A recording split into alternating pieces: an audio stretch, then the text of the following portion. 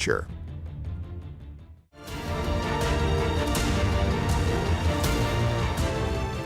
From stealth bombers to missile defense systems, the U.S. deployed air, naval, and surveillance power.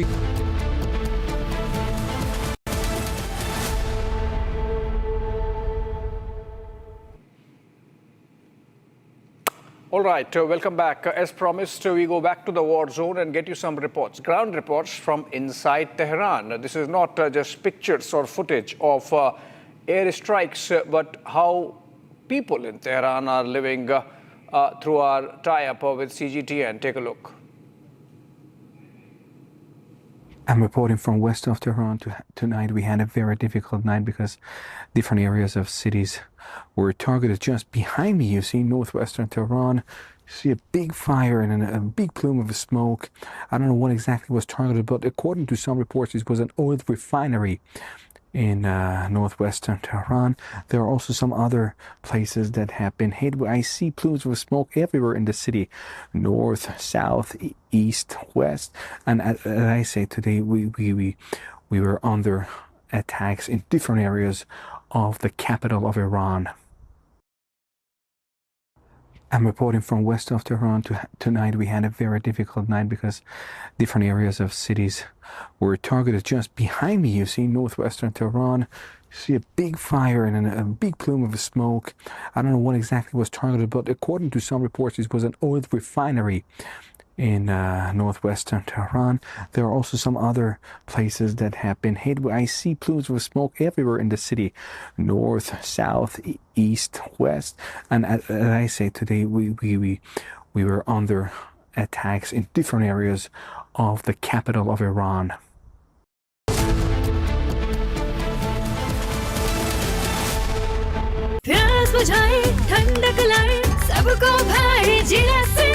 MDH का जलजीरा जीरा से जीरा से असली रिफ्रेशिंग, असली स्वाद, असली मजा। MDH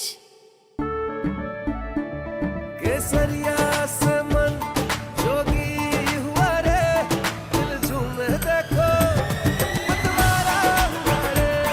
केसरिया से मन जोगी हुआ। हर पल मनाओ केसरी त्योहार। विमल, बोलो जुबान Kesari.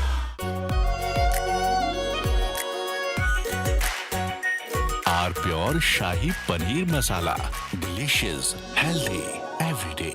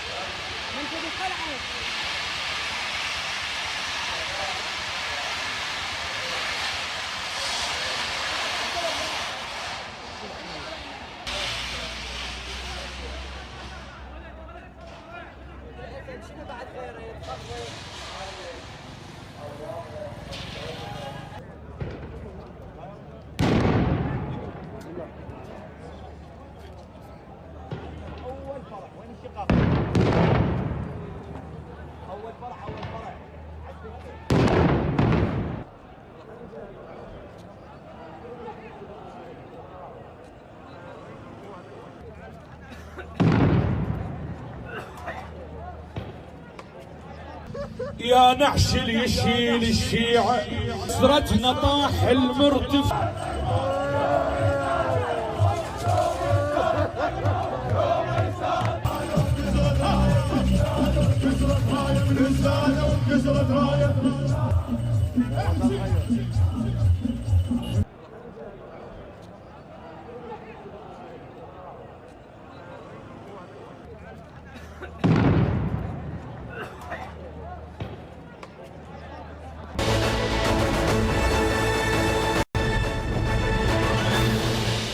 The future of business is being shaped by bold women, and this is not new. It's been happening for a while. The only difference is that the focus has just shifted.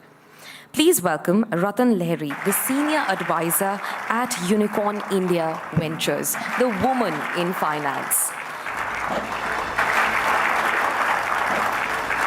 Thank you, ma'am, for joining us here on the Women's Summit, and it's a pleasure to have you here. It's been a long journey and a beautiful one, from IIT Kharagpur to Cadbury to Wipro to London Stock Exchange Group, and now, of course, to Unicorn India Ventures. She's donned many hats. Let's start with the basics. IIT Kharagpur, this is where the journey began. Mechanical engineering is what you chose. How did you arrive at that decision, and what was it like, IIT Kharagpur, 1991? Thank you, Ishita. Yes, I'm a mechanical engineer from IIT Kharagpur, class of 1991. As Ishita rightly reminded me, she wasn't even born in 91. So I'm that old, in terms of that vintage. That wise. So my father is a mechanical engineer from IIT Kharagpur, 1960. And he's my inspiration, and that's the reason I went to IIT, and the reason I did mechanical engineering at IIT. After IIT, I joined Cadbury's from the campus, and in fact, I was the first lady engineer that Cadbury's had ever recruited, till then. So I had to go through an extra round of interviews, and I'm ever so grateful to Cadbury's for giving me the opportunity.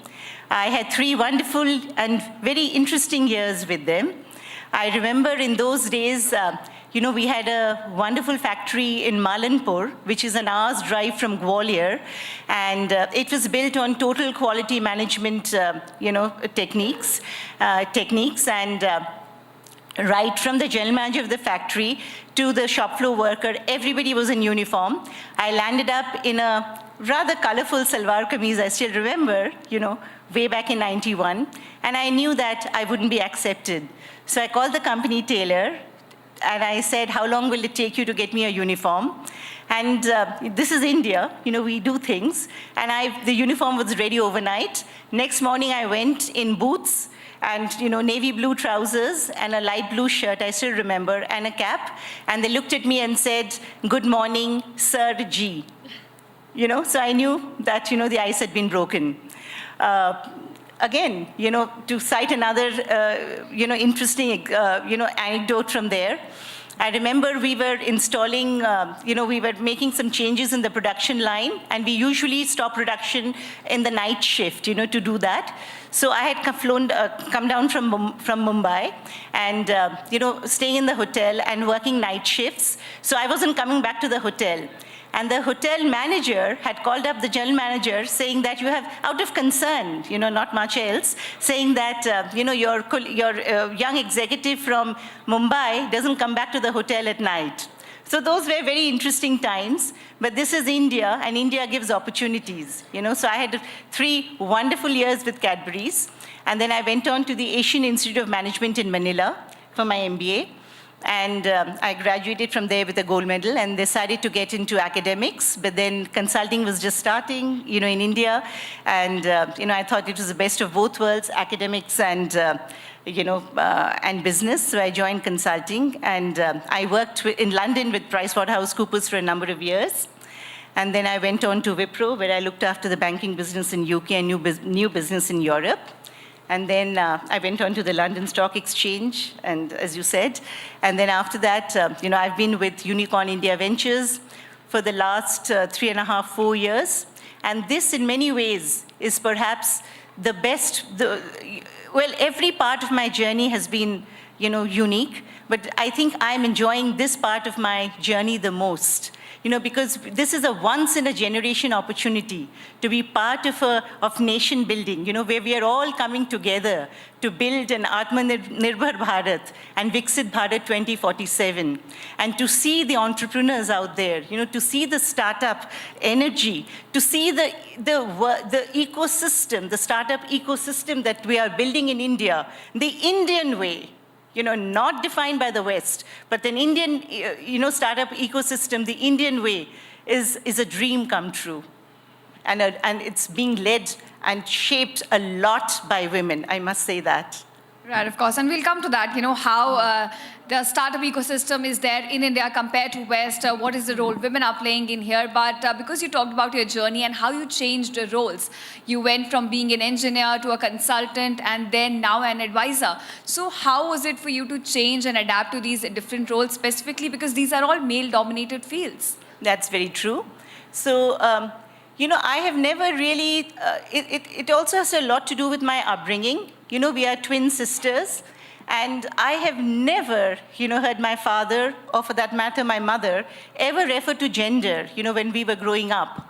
And, it was always expected that we would stand on our own feet, that we would be professionals in our own right, and define our own destiny. And I think that is why, and just get on with the job. And I think that pretty much defines a lot of, I don't think it is so much to do with women, but it also has to do with just getting on with the job. So yes, Cadbury's was there are many people who could have said, oh, she was, why should I go through an extra round of interviews to be, to be selected?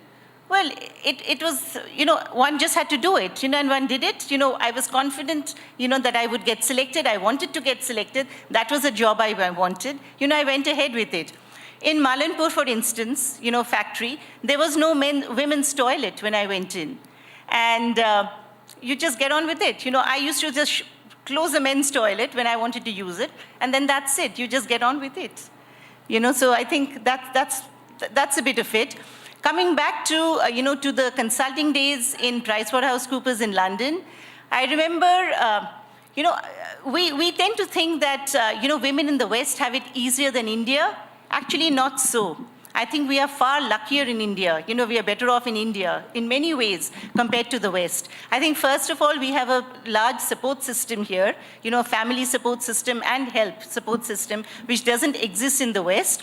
I also think, in terms of just because we have a lot of focus on STEM education and we see a lot more, women engineers, we have, we have women leaders, etc. We have grassroots leaders. I think acceptance is also quite a lot here, in India. So I think in terms of my consulting days, what I noticed was it was a pyramid. At the entry level, you have a lot of women, and then as you go up the pyramid, it becomes very narrow for women. And much more than in India. That's exactly. What I noticed. That's my question. In 90s, we had a spurt. It became easier for women to enter different fields. But then after a point, there comes a saturation. After middle management, it became difficult for women to rise up to the leadership position. But now we're looking at a lot of women founders coming up. You fund a lot of startups which are led by women. So how do you think the landscape in terms of women now in leadership positions has evolved in India? I think, speaking from my narrow hat, from my perspective, I don't think, we are a commercial venture capital fund, so we fund ideas, we fund talent. So we really don't look at gender when we fund. But, when I was invited by Republic, to come for this, for this summit, I took a close look at our founders. And I was very surprised to note, I was delighted to note that, out of our 50 plus investments, at least there are 15 investments, where women are founders or co-founders of companies. We didn't choose them because they were women. We are gender neutral, but they happen to be women. So yes, for talented women to come forward, the world is not, the world is your oyster, and India certainly is your oyster. You talked about that India is moving towards Viksit Bharat. We have a goal of becoming a developed country by 2047. In your field, is it difficult for women to raise capital for their ideas, for their projects? As I said, I think in India, we tend to be,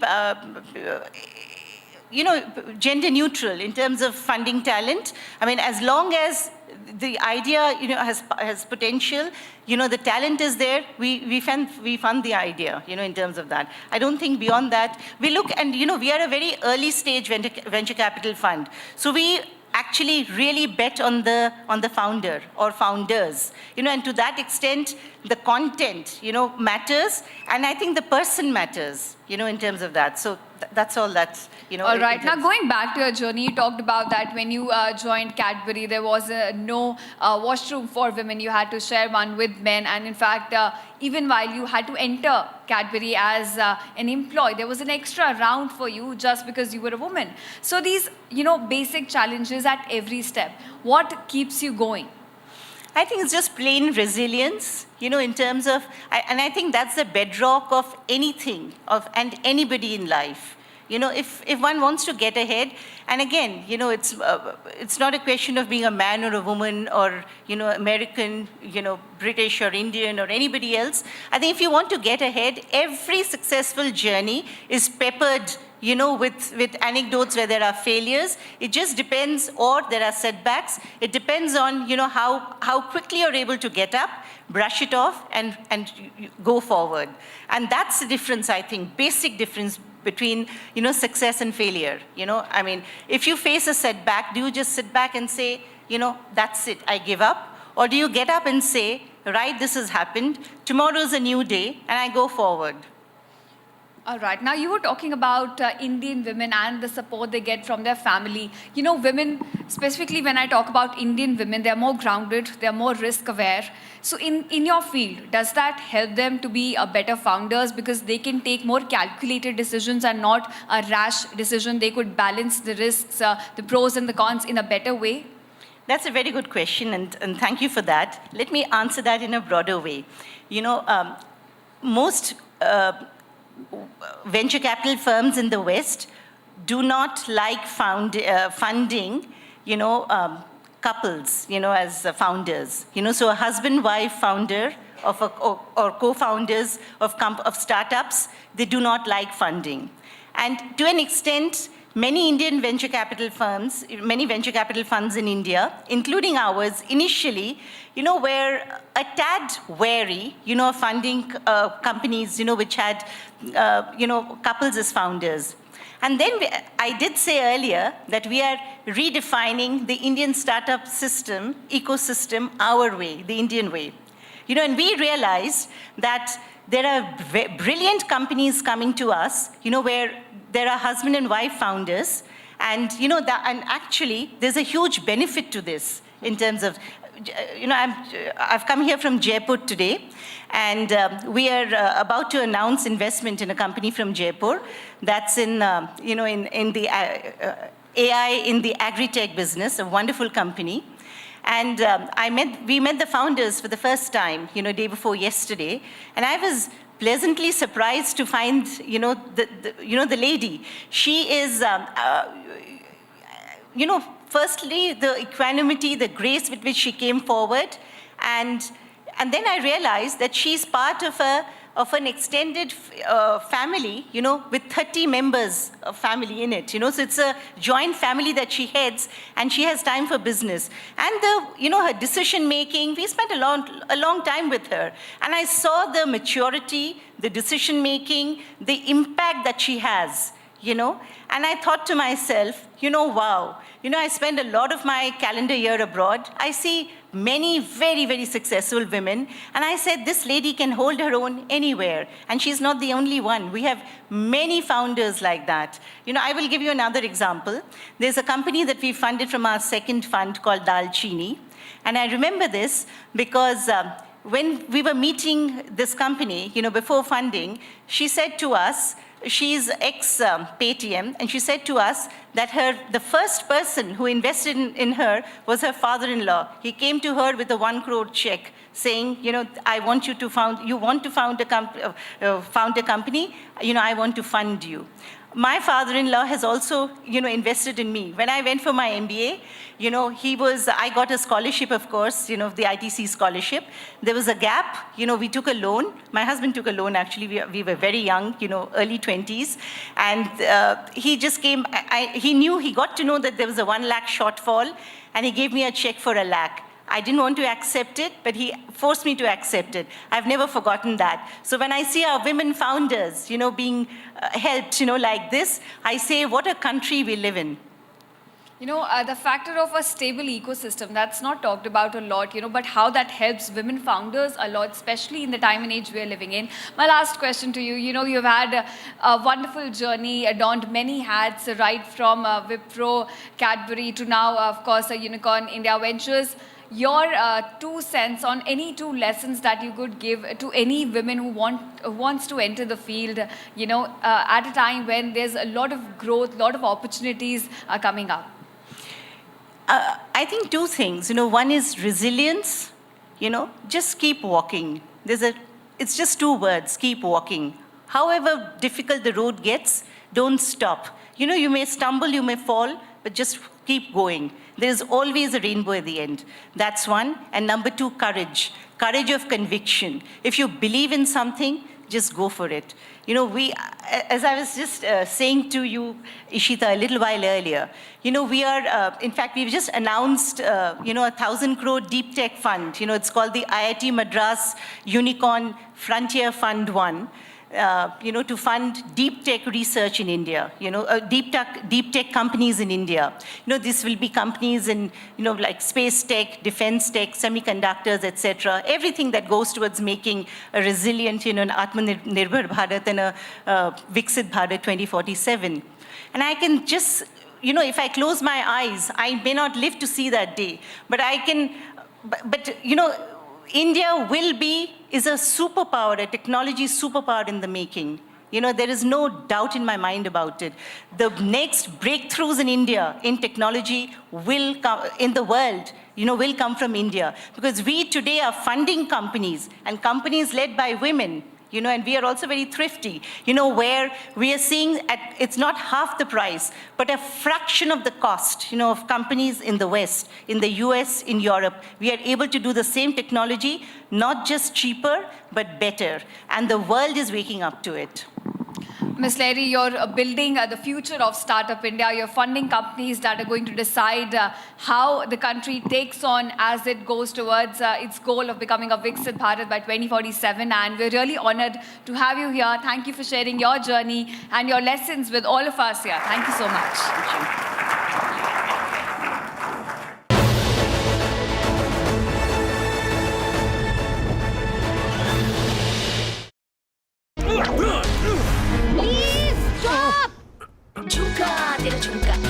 Not there. मेरा counter top टूट जाएगा.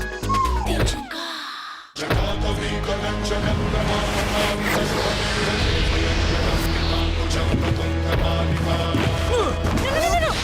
मेरी chimney टूट जाएगी. What are you doing? रानी, इस घर में कुछ है जो टूटता नहीं. ये पिलर कभी नहीं टूटेगा. रुंगटा स्टील TMT से बना. रुंगटा नहीं तो घर स्ट्रॉन्ग नहीं. रुंगटा स्टील TMT बार एकदम सॉलिड. आर प्योर सूजी पास्ता उबालो मिलाओ और खाओ 8 मिनट में तैयार. क्या टेस्ट है सबका राजा R pure masala.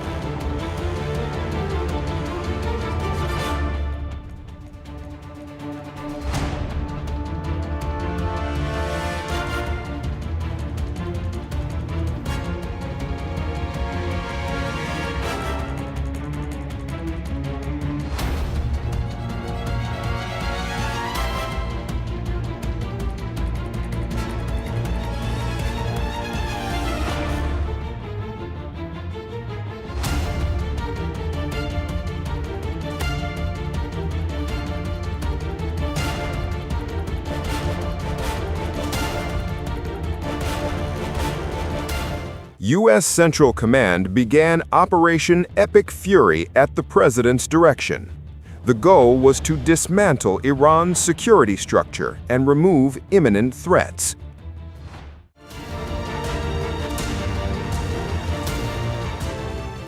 Targets include command centers, missile facilities, air defenses, and key military infrastructure.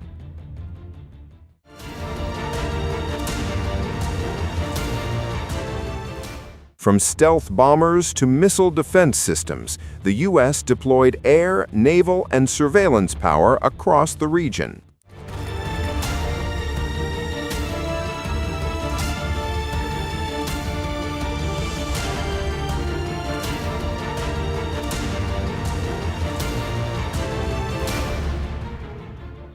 These actions are right and they are necessary to ensure that Americans will never have to face a radical, bloodthirsty terrorist regime armed with nuclear weapons and lots of threats.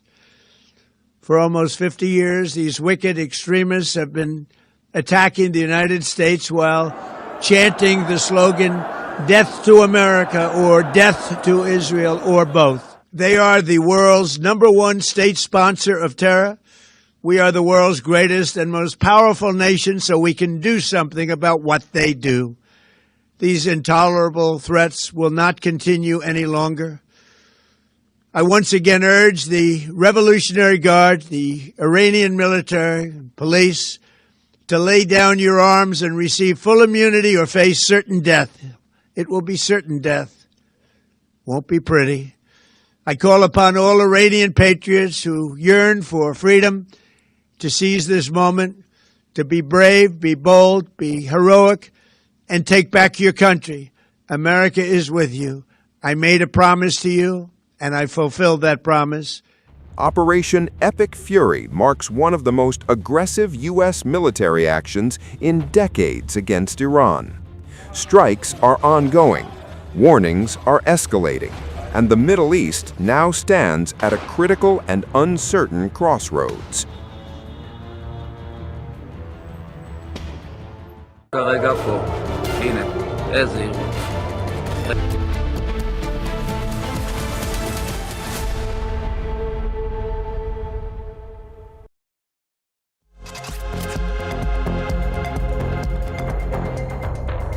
Multiple oil facilities are under attack across the Gulf region since the war began on the 28th of February. From Ras Tanura refinery in Saudi Arabia to the Mina Al Ahmadi refinery in Kuwait, to Fujairah oil terminal in UAE, and the Bapco refinery in Bahrain. But now, Iran, at the hands of Israel, is facing attacks on its own oil refineries as well. Attacks have taken place on over 30 oil facilities in Iran,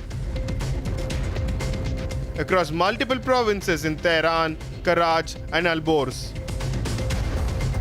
Massive fire at Shahr-e oil refinery south of Tehran. Attack on Fardiz oil depot in Karaj. Explosions at Sharan oil depot in northwestern Tehran and Fajr Jam gas facility. This is the first time that Israel has struck oil facilities inside of Iran. The attack on its oil facilities has made Iran angry, which carried out retaliatory strikes on Israel. Iran attacked the Bazan Group oil refinery in Hafia Bay, Israel's largest oil processing facility. The attack was mounted using its Khyber-Sekhan solid fuel ballistic missiles. But you see, damage to oil facilities will not be in brick and mortars only. It will in fact cripple the oil economy of the entire world.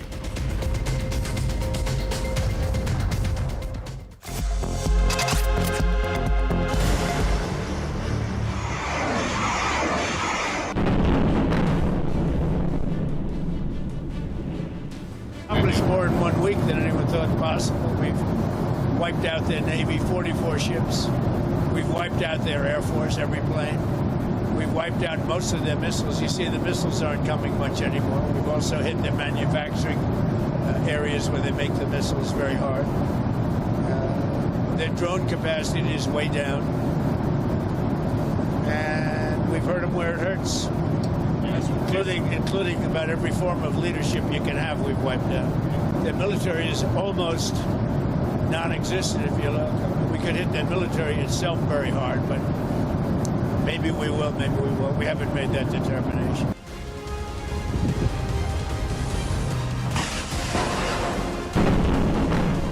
When questioned about what exactly he meant by unconditional surrender, here's what he said. Unconditional, not conditional.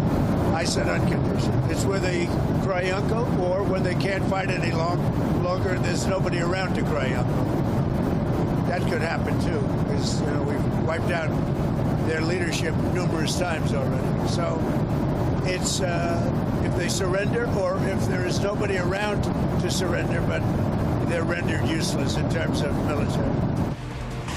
When asked about whether Russia is supporting Iran in the war against the US, here's what he said.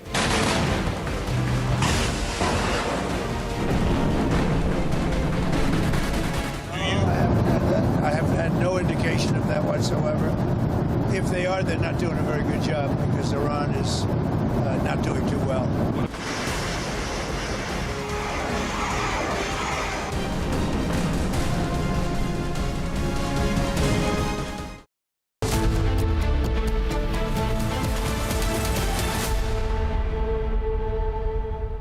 चमकी चाट से क्या बना है? Sandwich लस्सी और छाछ और हर घूंट में चमकी चाट, ड्राई फ्रूट और दही बड़े। चमकी चाट से स्वाद बढ़े। असली स्वाद सिर्फ चमकी चाट।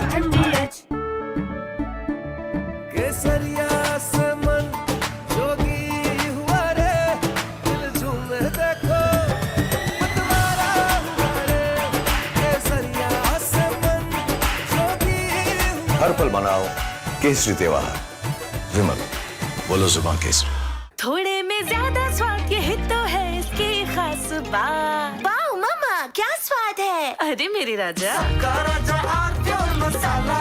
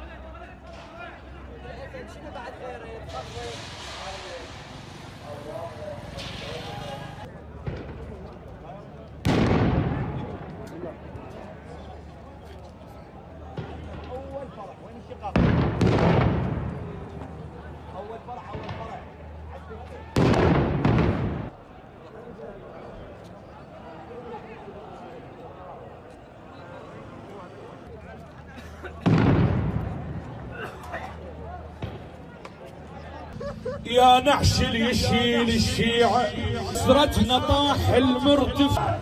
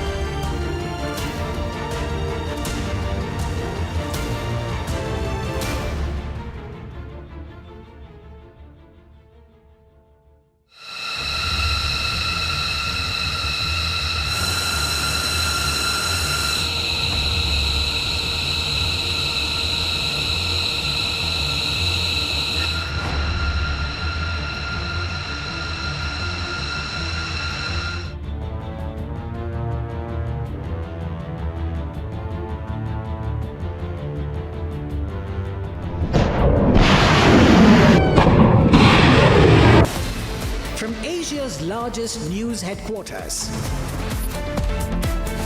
setting the agenda for Bharat.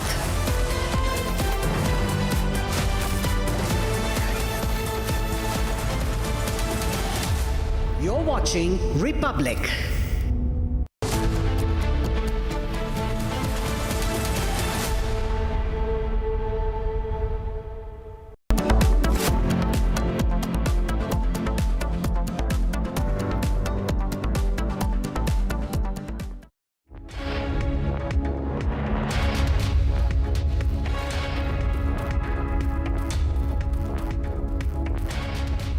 A very good evening, viewers. You're watching Republic TV and I am Rakshita Mishra with you, getting your latest updates on the war in West Asia and the never-seen-before escalation. This time, Iran has reportedly struck a water desalination plant. We'll tell you about the importance of that, and we also bring you ground reports. First, the headlines. राष्ट्रपति जी के अपमान के साथ-साथ देश के संविधान का भी अपमान है, देश के संविधान के स्पिरिट का भी अपमान है, लोकतंत्र की महान परंपरा का भी अपमान है. Prime Minister Modi slams the TMC government, says the protocol breach is an insult to both the Indian constitution and the spirit of democracy.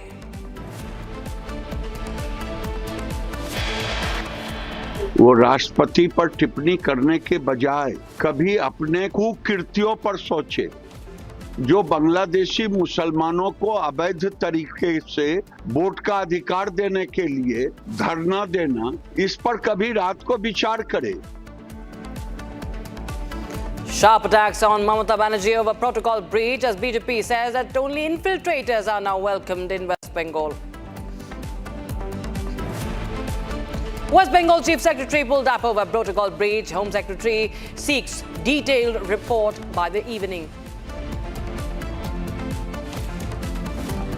After Nitish Kumar files Rajya Sabha nomination, his son Nishant Kumar joins the JDU.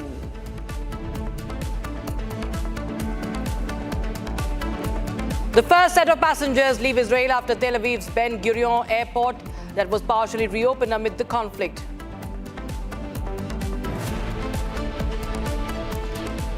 Big statement coming in from the IRGC. It claims that they are ready for a large-scale 6-month war against US and Israel. After Iranian strikes on oil refineries, Israel hits back, targets oil depot in Tehran.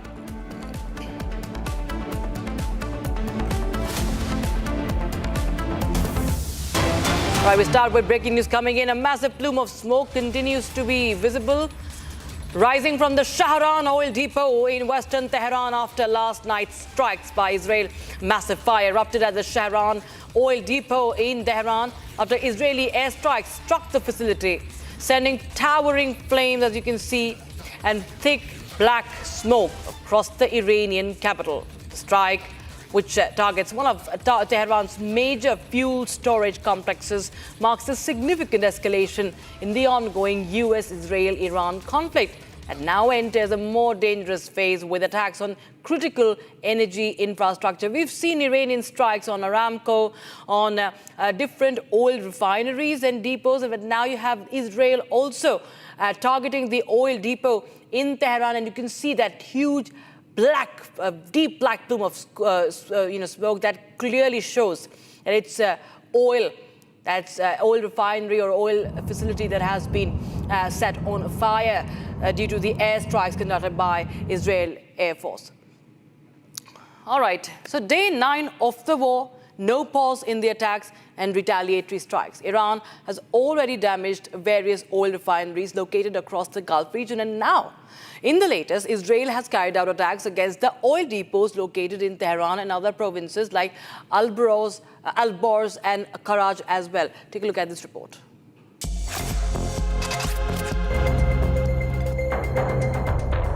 Multiple oil facilities are under attack across the Gulf region since the war began on the 28th of February. From Ras Tanura refinery in Saudi Arabia to the Mina Al Ahmadi refinery in Kuwait, to Fujairah oil terminal in UAE and the Bapco refinery in Bahrain. But now, Iran, at the hands of Israel, is facing attacks on its own oil refineries as well. Attacks have taken place on over 30 oil facilities in Iran, across multiple provinces in Tehran, Karaj, and Alborz. Massive fire at Shahareh oil refinery south of Tehran. Attack on Fardiz oil depot in Karaj. Explosions at Sharan oil depot in northwestern Tehran and Fajr Jam gas facility. This is the first time that Israel has struck oil facilities inside of Iran. The attack on its oil facilities has made Iran angry, which carried out retaliatory strikes on Israel. Iran attacked the Bazan Group oil refinery in Hafia Bay, Israel's largest oil processing facility. The attack was mounted using its Khyber Sekhan solid fuel ballistic missiles. But you see, damage to oil facilities will not be in brick and mortars only. It will in fact cripple the oil economy of the entire world.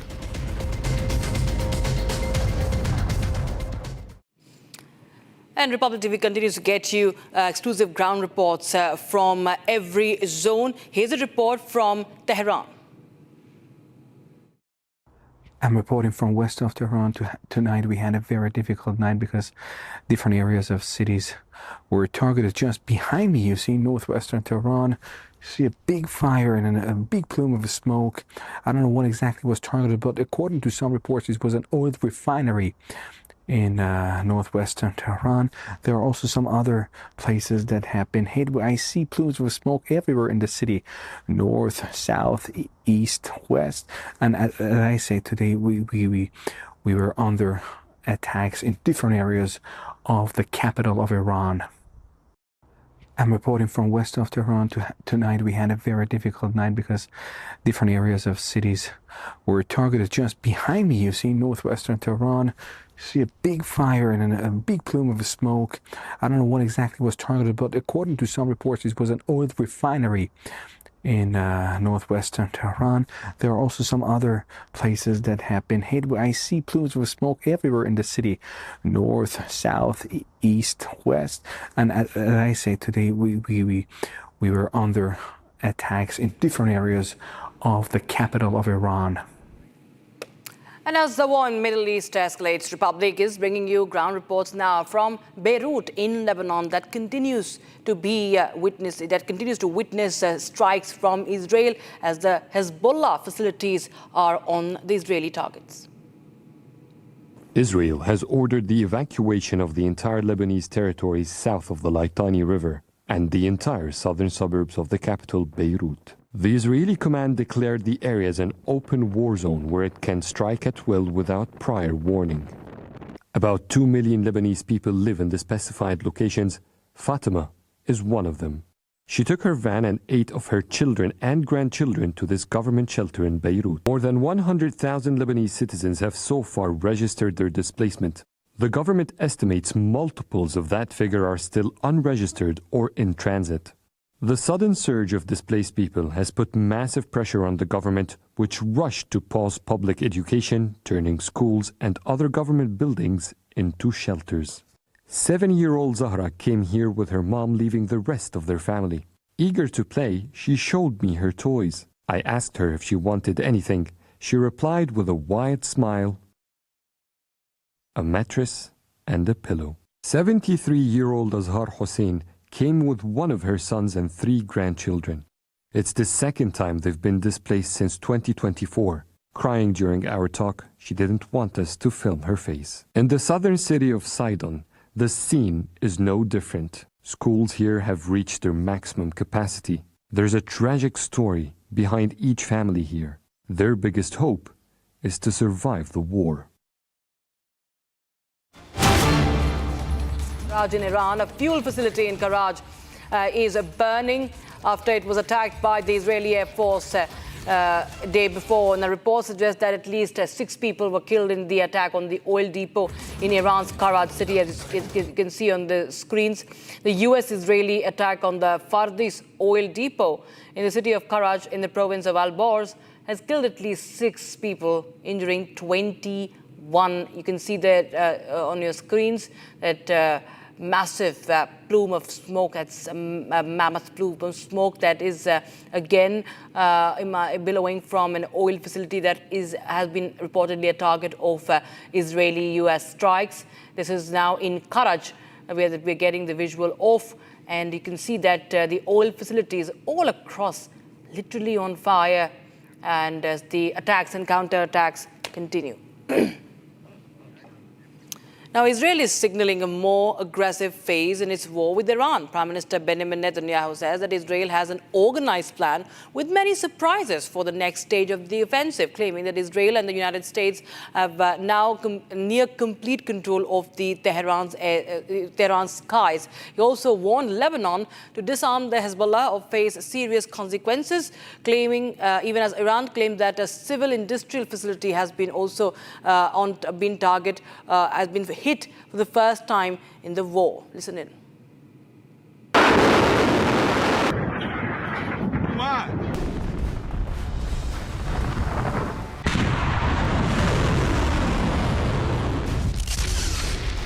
Israeli Prime Minister Benjamin Netanyahu said that Israel has an organized plan with many surprises for the next stage of the Iran offensive. וביחס למה שנעשה בהמשך באיראן, יש לנו תוכנית סדורה עם הרבה הפתעות. לערער את המשטר, לאפשר שינוי. יש לנו עוד הרבה מטרות, ולא אפרט אותן כאן. He also said that with the US government, they have achieved a lot. באמצעות הטייסים הנועזים שלנו ושל ארצות הברית, השגנו שליטה כמעט מוחלטת בשמי טהרן. בכל יום שעובר, אנחנו מקלפים עוד ועוד יכולות של המשטר באיראן. כך אנחנו עושים גם בלבנון, בהתקפות מחץ על מחבלי חיזבאללה, עושי דברה של איראן. Netanyahu said that it is the responsibility of the Lebanese government to enforce the ceasefire agreement. ואני שב ואומר לממשלת לבנון, האחריות שלכם היא לאכוף את הסכם הפסקת האש, האחריות שלכם לפרק את חיזבאללה מנשקו. אם לא תעשו זאת, התוקפנות של חיזבאללה תביא השלכות הרות אסון על לבנון. והגיע הזמן שגם אתם, תיקחו את גורלכם בידיכם. אנחנו בכל אופן, אנחנו נעשה את כל הדרוש כדי להגן על יישובינו ועל אזרחינו. Netanyahu also claims that Israel does not seek to divide Iran. כי איננו מבקשים לחלק את איראן. אנחנו מבקשים לשחרר את איראן, לשחרר אותה מעול העריצות ולחיות עימה בשלום. אבל בסופו של יום, השחרור מעול העריצות, השחרור הזה יהיה תלוי בכם, בני העם האיראני האמיץ ולמוד הסבל. אני מאמין שאם תתייצבו ברגע האמת, לא ירחק היום שבו ישראל ואיראן תחזורנה להיות ידידות אמיצות. State media blamed an attack from the US and the Zionist regime at the facility that supplies the capital and neighboring provinces in the north. Whether it is US or Israel or Iran, no one is ready to take a step back.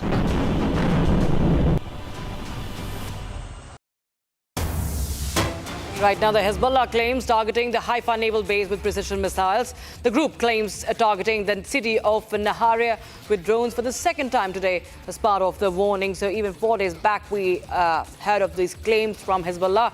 And now we have yet again the announcement being made from the Lebanese group, militia group, Iran-backed Hezbollah, launching the missile attacks on Haifa naval base.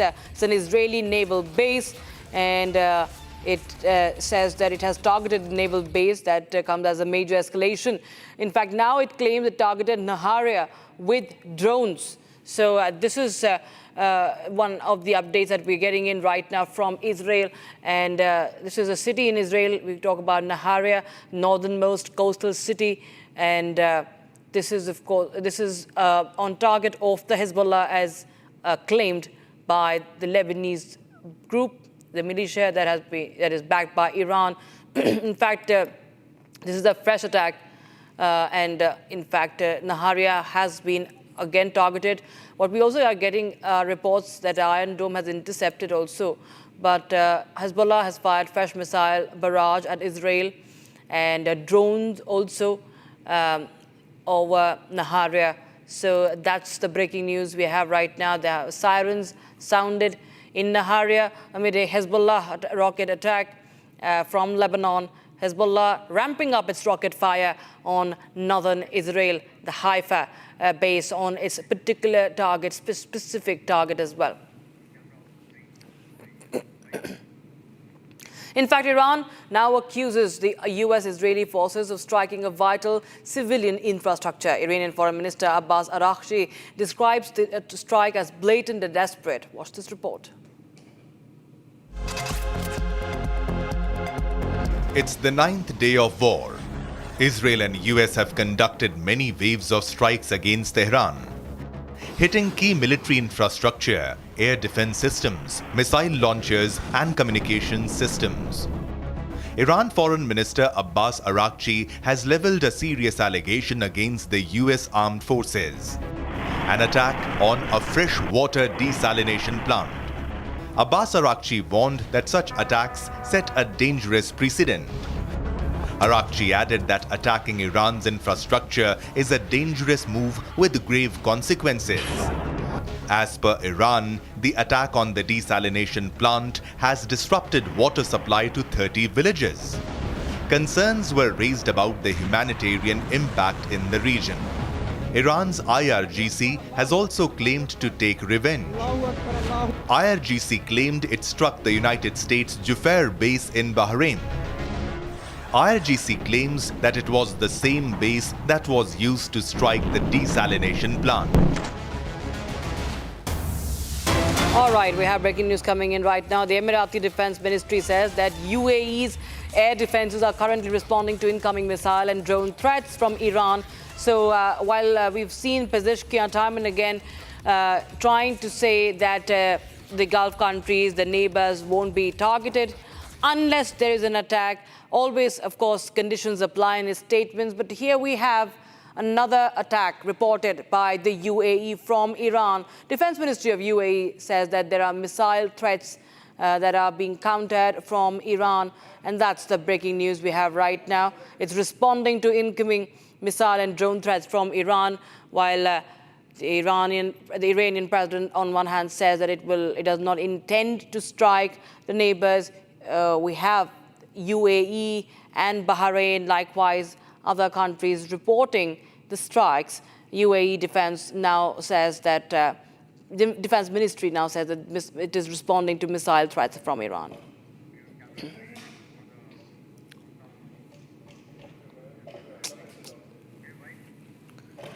Now on to the controversy surrounding President Draupadi Murmu's visit at the International Santali Conclave in West Bengal. It has escalated into a political mudslinging match. BJP has strongly condemned the incident, calling it an insult over a tribal president. West Bengal Chief Minister Mamata Banerjee was quick to hit back at her opponents, terming the whole debacle and politics over elections, because of elections. Meanwhile, Union Home Secretary has sought a detailed report on the venue change. Take a look.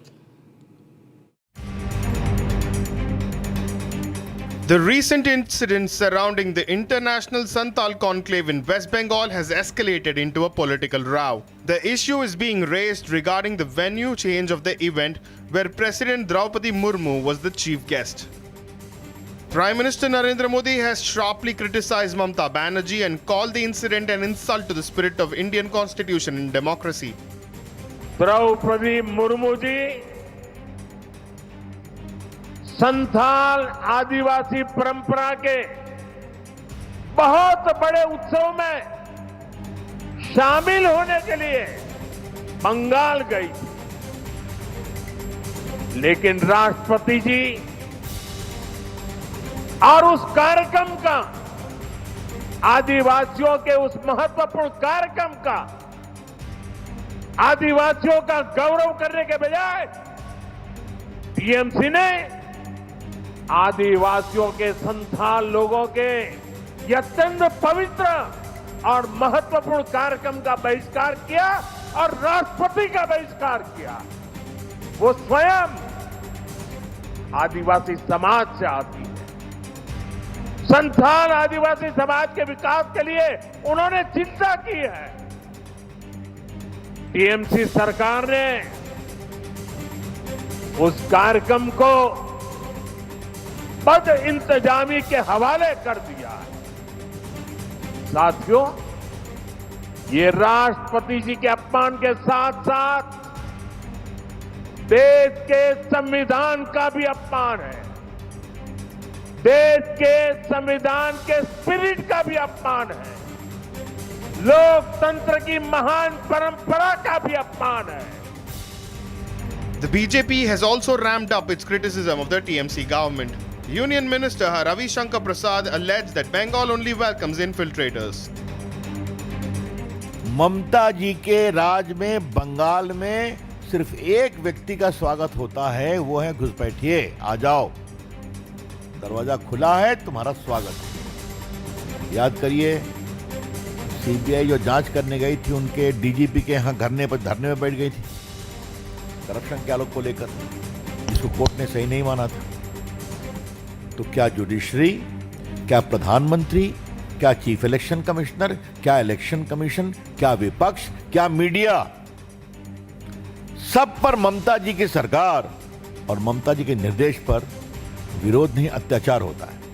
Union ministers and BJP leaders launched a scathing attack against Mamata Banerjee, calling the West Bengal chief minister arrogant.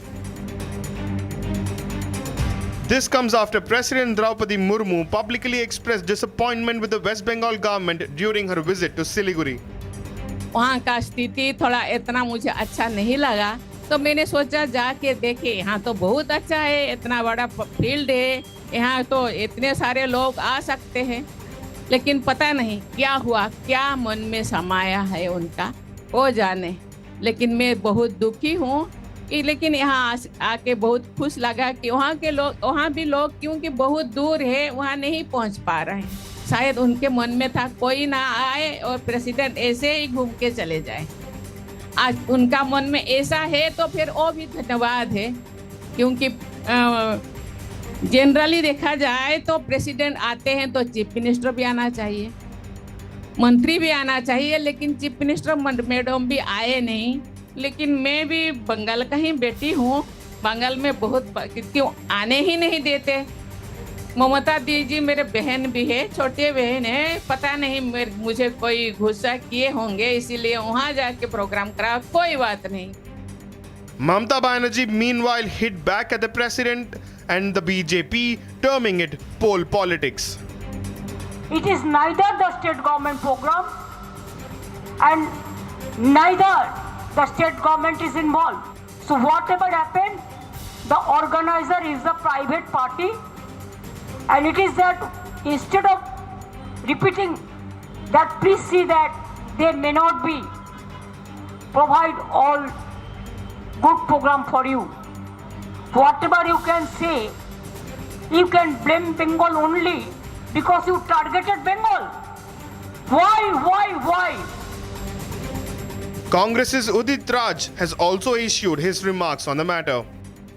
I ask from Her Excellency Murmuji that when you were not invited at the time of inauguration of new parliament building, did you not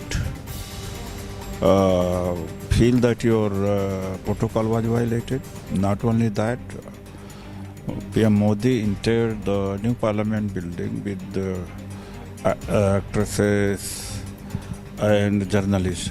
That time also you were not invited. Not only that, at the time of inauguration of Ram Mandir temple at Ayodhya, you were not invited. However, The TMC government is feeling the heat on this issue after the Union Home Secretary sought a detailed report from the West Bengal Chief Secretary on the breach of protocol, the change of venue, and the other related arrangements. All right, time for a short break, viewers, but we get you the latest on the row over the president's tribal conference. Prime Minister Modi also slams the TMC government, says that the protocol breach is an insult to both the Indian constitution and the spirit of democracy.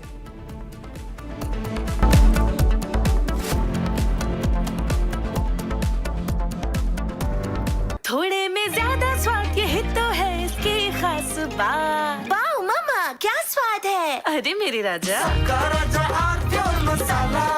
Amity has been ranked amongst the top 3% universities globally, a testimony to Amity's globally benchmarked quality. चमकी चाट से क्या बना है? आलू चाट या fruit चाट? स्वाद बनाए चमकी चाट। क्या बात है? स्वादिष्ट पकोड़े और बरसान, अरे चमकी चाट है इसकी जान। असली स्वाद सिर्फ चमकी चाट।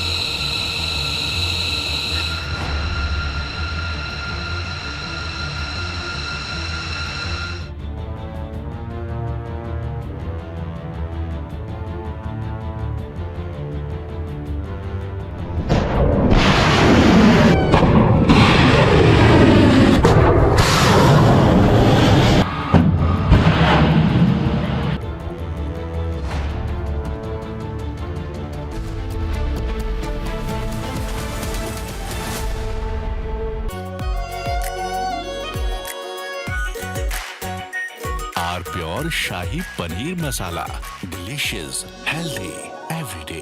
रानी, इस घर में कुछ है जो टूटता नहीं। ये पिलर कभी नहीं टूटेगा। रुंगटा स्टील टीएमटी से बना। रुंगटा नहीं तो घर स्ट्रॉन्ग नहीं। रुंगटा स्टील टीएमटी बार एकदम सॉलिड। प्यास बुझाए, ठंडक लाए, सबको भाए जीरा से। एमडीएच का जलजीरा जीरा से। जीरा से असली रिफ्रेशिंग, असली स्वाद, असली मजा।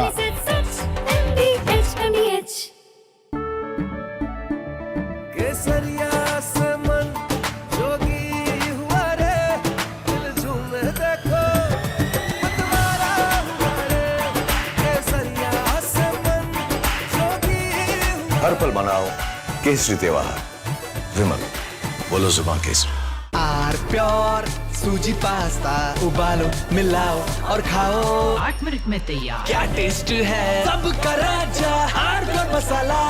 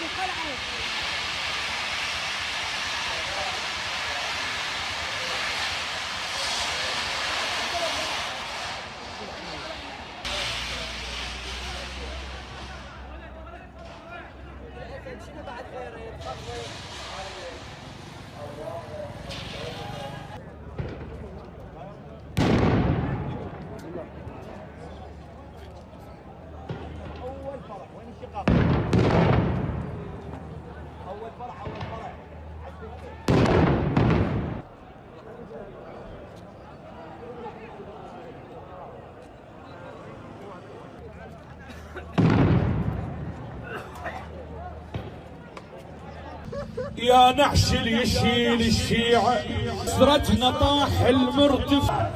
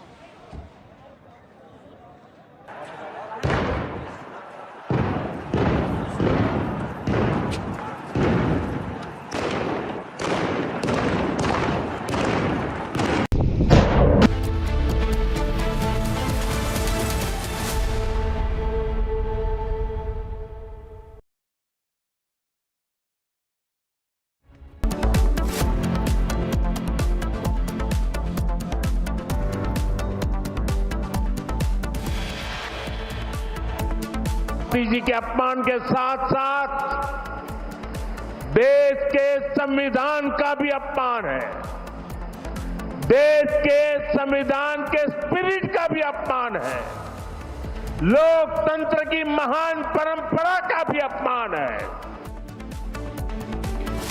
Prime Minister slams Mamata government, says the protocol breach of president is an insult to both the Indian constitution and the spirit of democracy. ममता जी के राज में बंगाल में सिर्फ एक व्यक्ति का स्वागत होता है, वो है घुसपैठिए। आ जाओ। Sharp attacks on Mamata over protocol breach as BJP states that only infiltrators perhaps are welcome by West Bengal.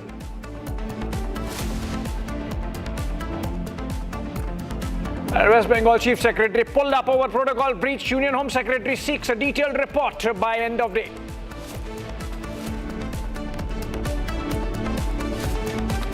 After Nitish Kumar's move to Rajya Sabha as he files nomination, his son Nishant joins the party, JDU.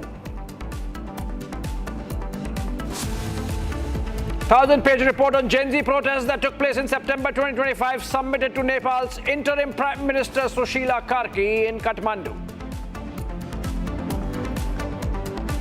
A big statement coming in from the IRGC claims they are ready for a large-scale 6-month war against US and Israel. After Iranian strikes on oil refineries, Israel hits back, targets oil depots in Tehran.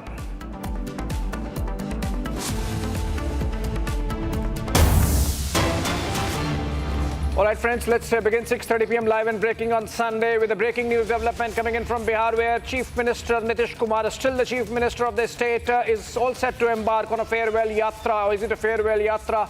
With him calling it Samruddhi Yatra, the government calling it Samruddhi Yatra. It's going to begin from March 10th. That's day after tomorrow. He would be in Supol and Madhepura on March 10th. Araria and Kishanganj on March 11th, Purnia and Katihar on March 12th, Saharsa and Khagaria on March 13th, Begusarai and Shekhupura on March 14th. The cabinet has issued a notification regarding the Chief Minister's Samruddhi Yatra. Is it a farewell yatra? For that, let's try to understand it from our senior editor in Patna, Prakash Singh. He's joining us live.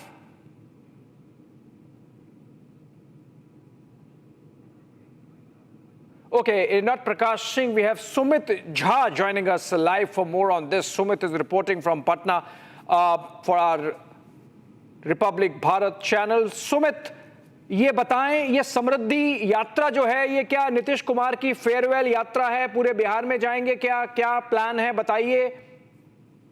देखिए, समृद्धि यात्रा का first stage already complete हो चुका था, क्योंकि इससे पहले नीतीश कुमार निकल चुके थे समृद्धि यात्रा पर। उसमें बाकी जिलों में वो घूम चुके हैं और इन बिटवीन जो ये पावर शफल को लेकर जो अनाउंसमेंट हो गया या तो राज्यसभा के लिए नामांकन की बातें आई, लेकिन राज्यसभा नामांकन के बाद भी वो अब इस यात्रा को कंप्लीट करेंगे। जो सेकेंड फेज, जो लास्ट फेज है, 10 मार्च से 14 मार्च तक चलेगा, जिसमें सीमांचल के खासतौर पर जो जिले हैं, सुपौल हैं, मधेपुरा है, पूर्णिया है, किशनगंज है, उन जिलों को ये कवर करेंगे। 14 मार्च को वापस ये पटना लौट आएंगे। तो एक तरह से फेयरवेल यात्रा आप इसे कह सकते हैं।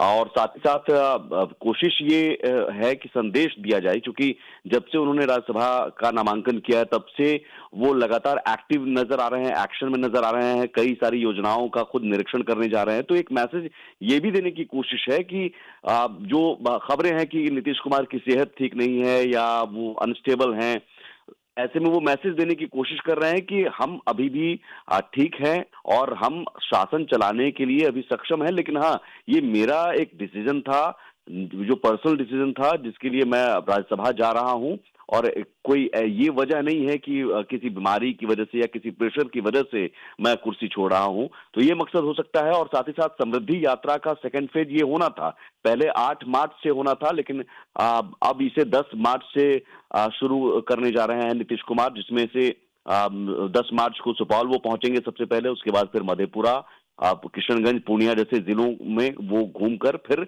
14 मार्च को आएंगे। तो फेयरवेल यात्रा आप कह सकते हैं, लेकिन ये यात्रा पहले से ही निर्धारित थी और इसे होना था। अगर ये राज्यसभा का नामांकन वो नहीं करते तब वो 8 मार्च से जाते। अब राज्यसभा नामांकन के बाद भी समृद्धि यात्रा पर जाना, इसमें एक एड ऑन ये करता है कि नीतीश कुमार शायद ये फीडबैक लेने की भी कोशिश करेंगे कि जो उन्होंने ये डिसीजन लिया है, उस डिसीजन को लेकर आम लोगों का रिएक्शन क्या है, जो जमीनी तौर पर कार्यकर्ता हैं, वर्कर्स हैं, वो क्या सोचते हैं। और 16 मार्च को, उसके बाद 16 मार्च को राज्यसभा चुनाव होना है, चूंकि 6 कैंडिडेट्स हैं, 5 सीटें हैं, और इसलिए ये चुनाव होगा, जिसमें से राज्यसभा के लिए नामांकन नीतीश कुमार ने भी किया है। उस दिन वोटिंग होगी और उसी दिन नतीजे घोषित किए जाएंगे। तो बहुत उम्मीद है, बहुत संभावनाएं हैं कि 16 मार्च के बाद कभी भी फिर उसके बाद नीतीश कुमार इस्तीफा दे सकते हैं और नई सरकार के गठन की कवायद शुरू हो जाएगी। नए मुख्यमंत्री के चयन को लेकर जो है कवायद शुरू हो जाएगी। इन बिटवीन जो है दिल्ली से पटना तक मीटिंग्स लगातार जारी है। संजय झा आज निशांत कुमार को उन्होंने ज्वाइन करवाया, नीतीश कुमार के बेटे को, और उसके बाद संजय झा और ललन सिंह दिल्ली जा चुके हैं, दिल्ली पहुंच चुके हैं। तो बातचीत का दौर पर्दे के पीछे से जारी रहेगा कि अब आगे क्या। तो तब तक नीतीश कुमार अपनी जो तमाम यात्राएं हैं या जो काम है वो एक्टिव मोड में रहकर, एक्शन मोड में रहकर ये दिखाने की कोशिश, मैसेज देने। बिल्कुल, धन्यवाद Sumit.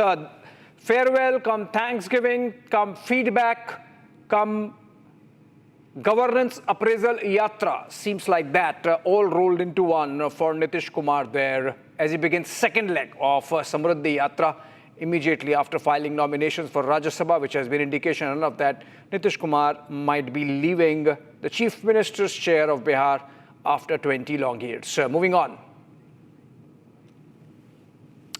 All right, a political storm has erupted in West Bengal. President Draupadi Murmu had to openly criticize the Mamata Banerjee government and the chief minister specifically for the handling or mishandling, as the BJP says, of a tribal conference in North Bengal where the president was present, the chief minister was absent. The remarks have triggered a fierce political war of words between the BJP and the Trinamool. In fact, Prime Minister also intervened. Let's listen to the Prime Minister and then Mamata Banerjee also responding. जी के अपमान के साथ साथ देश के संविधान का भी अपमान है, देश के संविधान के स्पिरिट का भी अपमान है, लोकतंत्र की महान परंपरा का भी अपमान है। We are not giving honor. What do you think? Our mayor was present there. I am at a dharna. How can I leave the place? Draupadi Murmu ji Santhal आदिवासी परंपरा के बहुत बड़े उत्सव में शामिल होने के लिए बंगाल गई थी, लेकिन राष्ट्रपति जी और उस कार्यक्रम का, आदिवासियों के उस महत्वपूर्ण कार्यक्रम का, आदिवासियों का गौरव करने के बजाय टीएमसी ने आदिवासियों के संथाल लोगों के यह अत्यंत पवित्र और महत्वपूर्ण कार्यक्रम का बहिष्कार किया और राष्ट्रपति का बहिष्कार किया। वो स्वयं आदिवासी समाज से आती है। संथाल आदिवासी समाज के विकास के लिए उन्होंने चिंता की है। टीएमसी सरकार ने उस कार्यक्रम को बद इंतजामी के हवाले कर दिया। साथियों, ये राष्ट्रपति जी के अपमान के साथ साथ देश के संविधान का भी अपमान है, देश के संविधान के स्पिरिट का भी अपमान है, लोकतंत्र की महान परंपरा का भी अपमान है।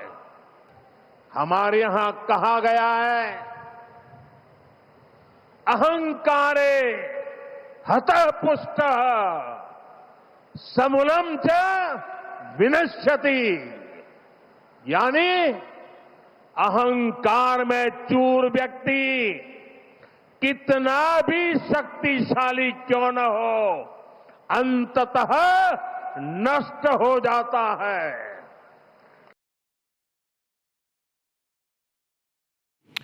All right, in fact, this political jousting between the BJP and the Trinamool over the issue of absence of protocol and that of Chief Minister at an event where President was the chief guest has led to protests erupting because, remember, Draupadi Murmu is seen as India's first tribal president, and those tribals and the BJP cadres protesting. These are pictures coming in from Ranchi, Jharkhand. We can cut to nets for a bit and come out.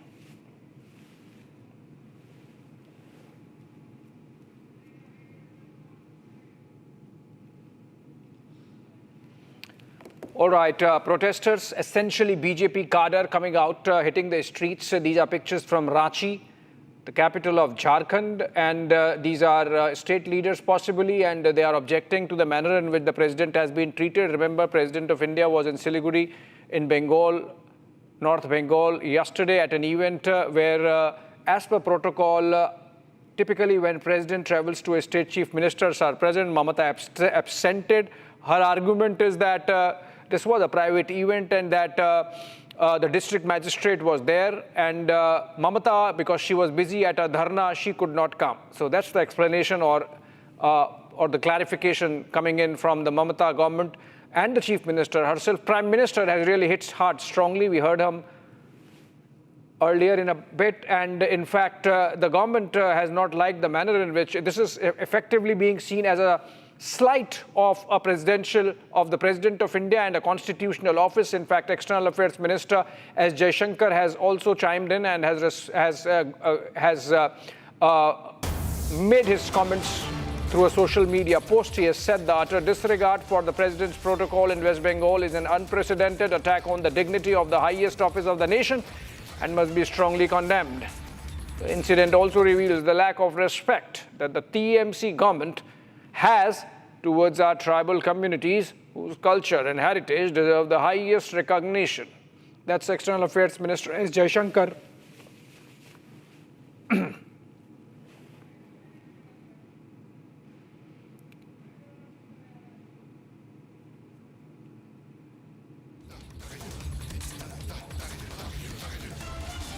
Okay, moving out of this political row can snowball tomorrow with the parliament convening, but another breaking: Bengal police, staying with Bengal police has arrested 2 suspects, and they seem to be suspects of the murder of student leader Hadi. Bengal STF in fact has released a statement where they say the 2 of them, Faisal Karoom Masood and Alamgir Hussain, they were arrested from near Bongaon border for illegal entry and stay in India. It seems that after carrying out the murder or having some role in the murder, it does not clarify. These 2 identified as Faisal Karim Masood, 37 years old, Alamgir Hussain, 34 years old, both residents of Dhaka, and they have been nabbed overnight from Bongaon border.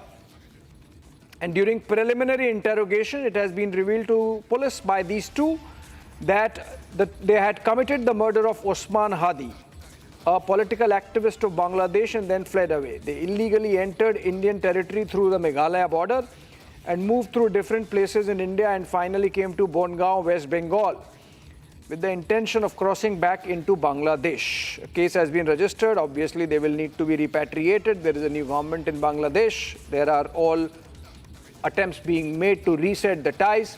So obviously, Hadi's murder suspects, Sharif Usman Hadi, remember the student leader, very anti-India, rabid student, extremist student leader. He was killed and a few months back in the month of November. Now these two suspects nabbed by Bengal police.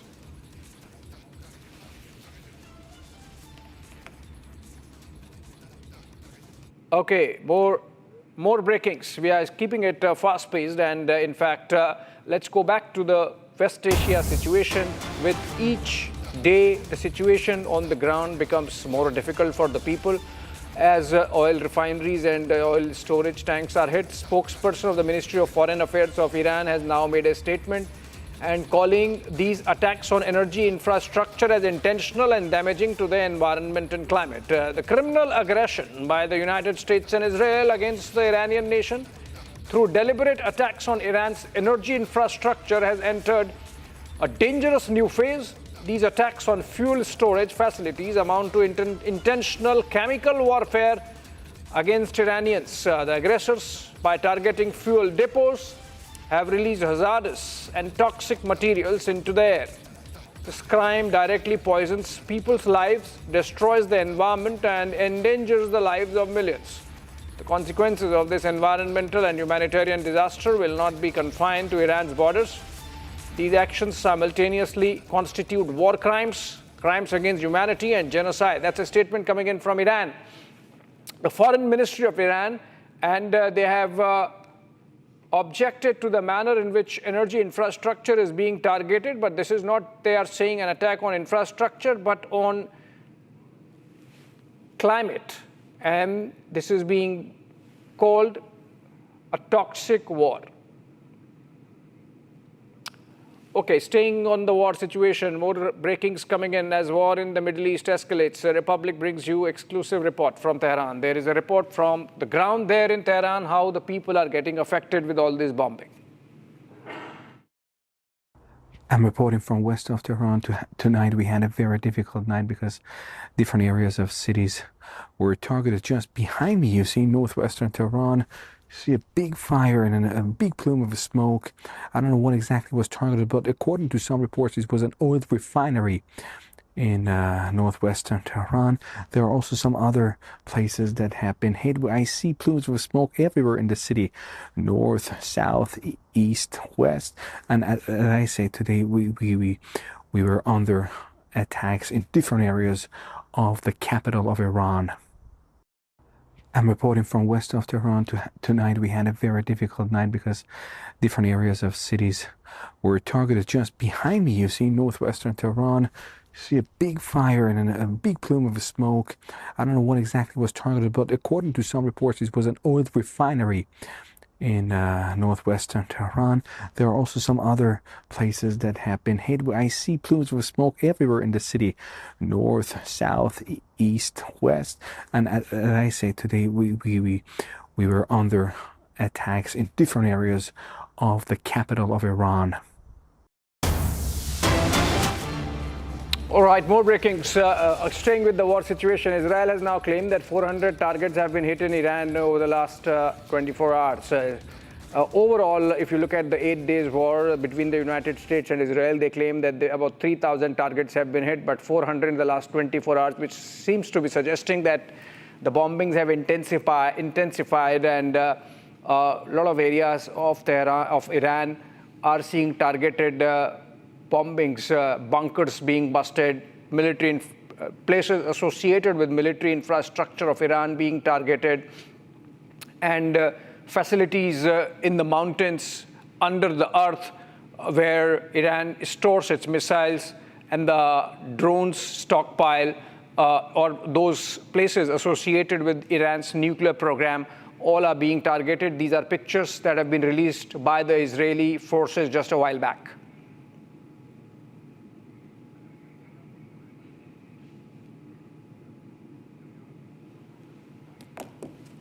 All right, more breakings, and this time it seems a desalination plant has been targeted, and that's in line with making life difficult for those in the neighborhood. UAE, in fact, denies that a desalination plant in Iran has been hit.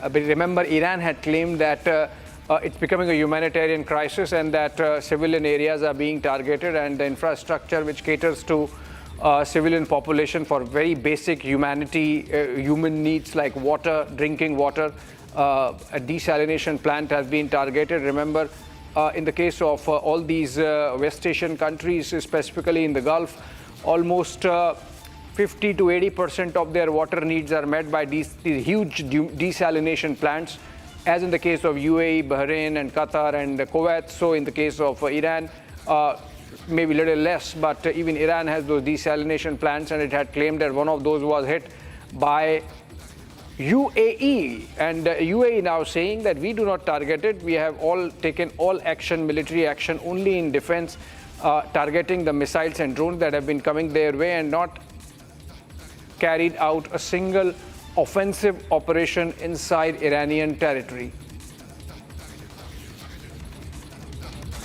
Okay, so on that front, in fact, UAE says that they continue to be hit by Iranian drones, and they have in fact intercepted 16 ballistic missiles and 113 drones over the last 24 hours. 117 drones were detected, with 113 intercepted, while 4 fell within the country's territory. Since the start of the brazen, this is a statement attributed to the UAE. Since the start of the brazen Iranian aggression, 238 ballistic missiles have been detected, with 221 ballistic missiles destroyed, while 15 of them fell into the sea, and 2 fell in the country's territory. Additionally, 1,422 Iranian drones have been detected, of which 1,342 have been intercepted, while 80 fell within the country's territory, and 8 cruise missiles were also detected and destroyed. The Ministry of Defense affirms that it is in the high alert. It is in a state of high alert and readiness to deal with any threats, obviously, and they are doing everything to confront and target those undermining state security. Nowhere there a suggestion that any offensive strikes have been carried out by the UAE. All right. Okay, more breakings. Staying with the war situation, and in fact, we have Italian Prime Minister Giorgia Meloni claiming to be joining war, or suggesting that even Italy is sending in its military machine. Remember, Trump was annoyed that Europe is sitting on the side, and while all the heavy lifting is being done by the Israelis and the United States, and he had sort of ticked off UK Prime Minister Keir Starmer, and now you have Giorgia Meloni. Let's listen to her.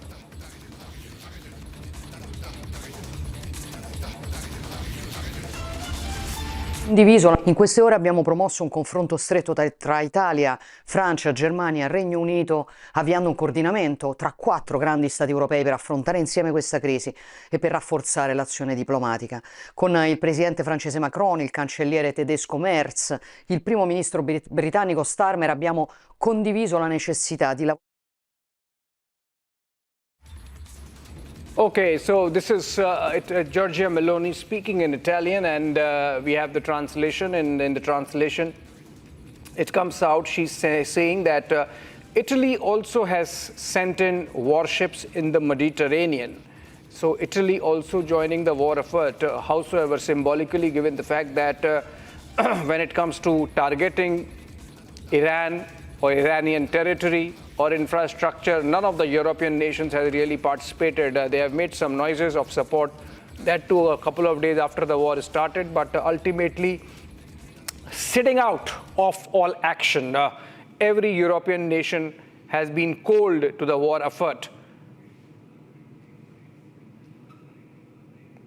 between Israel and the United States on one side, and Iran on the other, and Europe, in fact, not being liked by Donald Trump for that reason. We're slipping a short break. Coming up on the other side. More of what's happening in West Asia, and of course, just a day before Parliament, politics hots up over President Draupadi Murmu's treatment or lack of it by the Mamata government.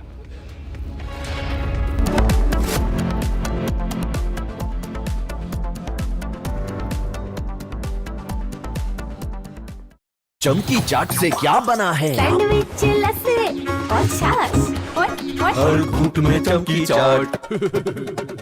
Dry fruit और दही बड़े। चमकी चाट से स्वाद बढ़े। असली स्वाद सिर्फ चमकी चाट। Amity has been ranked amongst the top 3% universities globally, a testimony to Amity's globally benchmarked quality. थोड़े में ज्यादा स्वाद यही तो है इसकी खास बात। वाओ मामा क्या स्वाद है? अरे मेरे राजा सबका राजा और प्योर मसाला।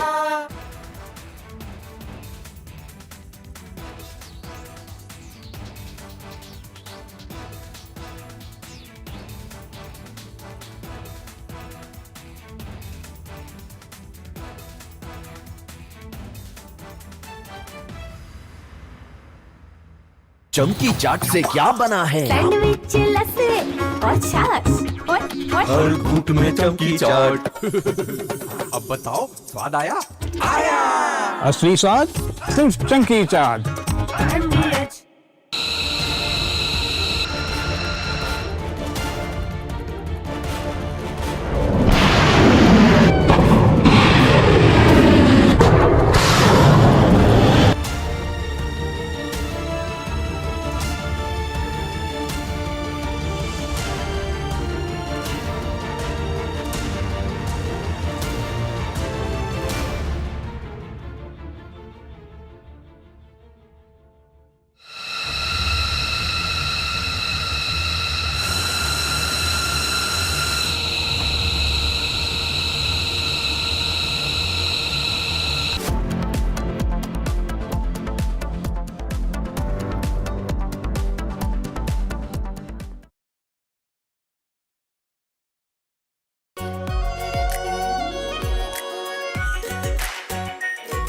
Pure shahi paneer masala, delicious, healthy everyday. केसरिया से मन जोगी हुआ रे, दिल झूमे देखो मतवारा हुआ रे। केसरिया से मन जोगी हुआ। हर पल मनाओ केसरी त्योहार, विमल बोलो जुबान केसरी। आर प्योर सूजी पास्ता उबालो मिलाओ और खाओ, 8 मिनट में तैयार। क्या टेस्ट है सबका राजा R pure masala.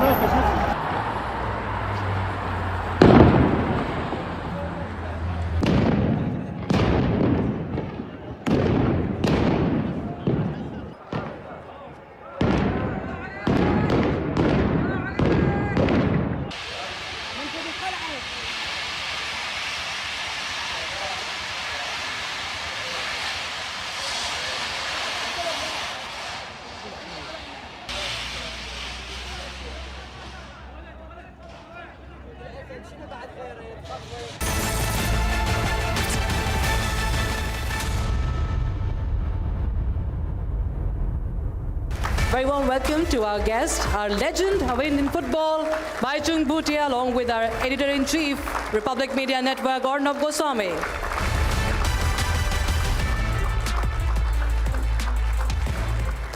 A big round of applause, and I feel honored to now invite Mr. Baichung Bhutia on the stage with the Republic Media Network's editor-in-chief, Arnab Goswami, to start this conversation here.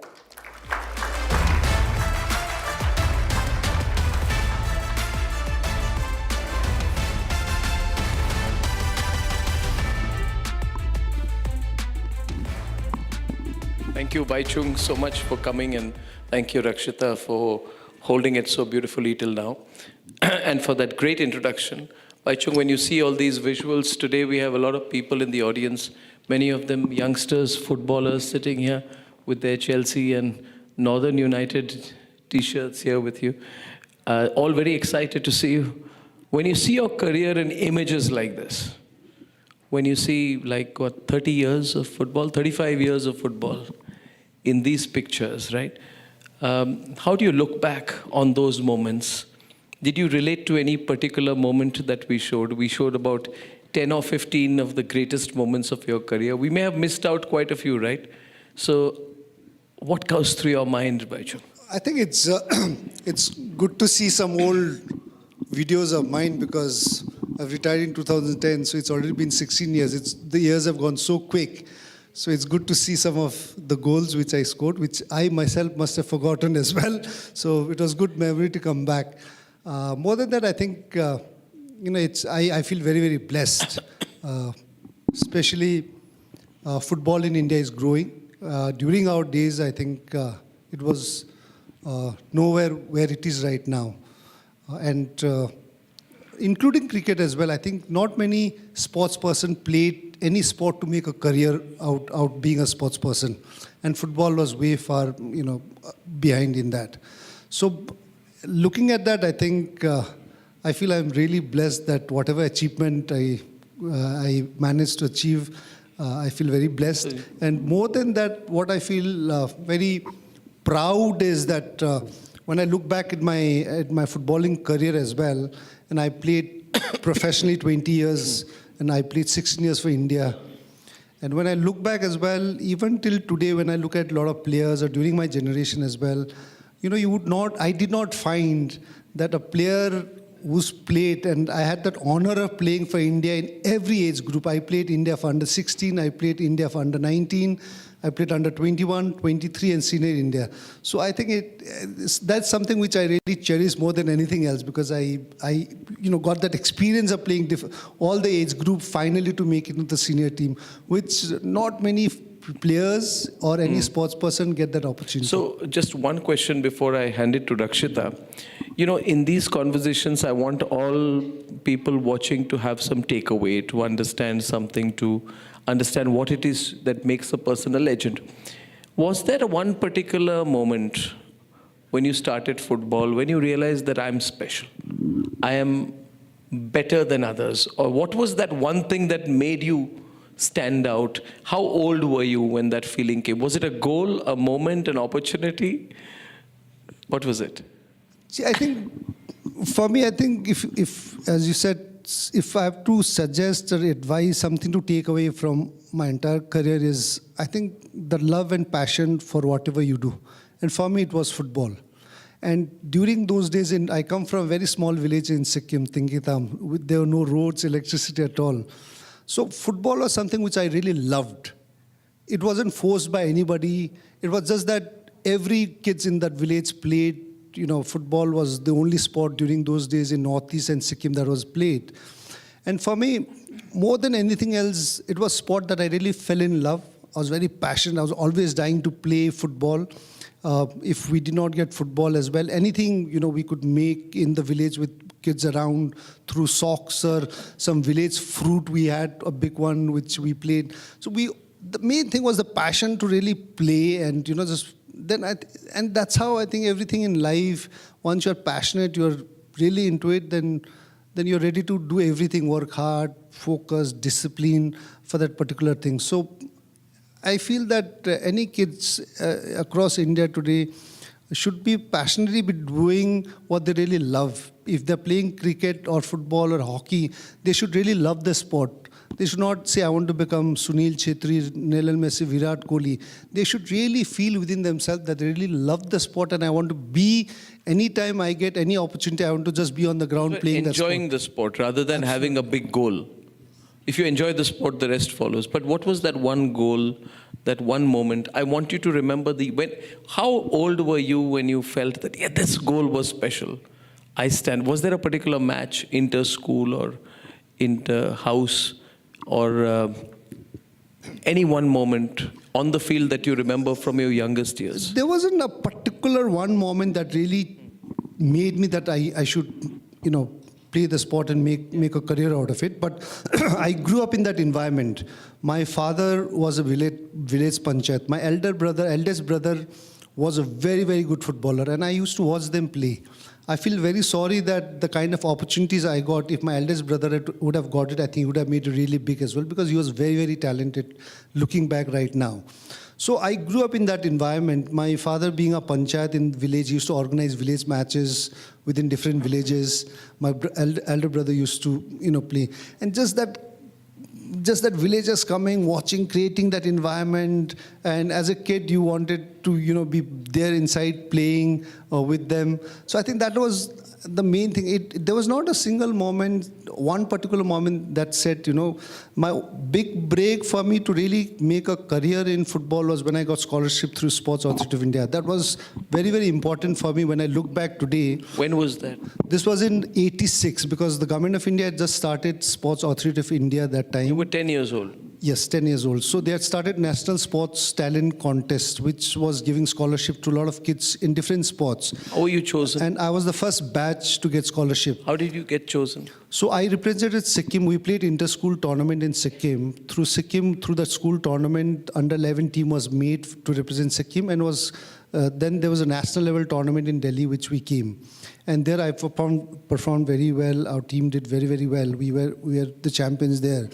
And through that, I got scholarship, which my family then was more flexible for me to play football, because it got me the scholarship. Otherwise, like any parents those days, where I was into boarding school, every parent wanted their kids to study and maybe take a job, be a bureaucrat or something. But getting that scholarship through football, because of football, actually made my life more easier. It gave flexible to my parents, saying that because of football, he's getting a scholarship for studies, academics and all that. So they're more free to let me play football because of that. Yeah, Rakshita. In your mind, because you spoke about love for a sport or whatever you do, but love needs that nourishment, it needs that support as well. So since you'd mentioned it was in the 80s when you got this opportunity, and right in the 80s we had the Cricket World Cup, and suddenly it became a sensation. Everybody wanted to be a couple there when they saw it, at the Lord's balcony. Despite that, you in football, was there enough push for you? Did it ever occur to you that, I might just step back, this might not be the long term? No, I actually, growing up in Sikkim, we actually had no access to the media. And as a kid as well. So India winning cricket 83 World Cup, I think I only got to know when I came to Calcutta as a young teenager, started playing professionally. Then only I came to know that India had won World Cup. There was a game called cricket as well when I came out of Sikkim. So we are in our own world those days. As I said, obviously opportunities were, there were challenges. But for me, again, if you look into it, as I compared with my elder brother, if he had got the same size scholarship, he might have become a bigger, better player than me.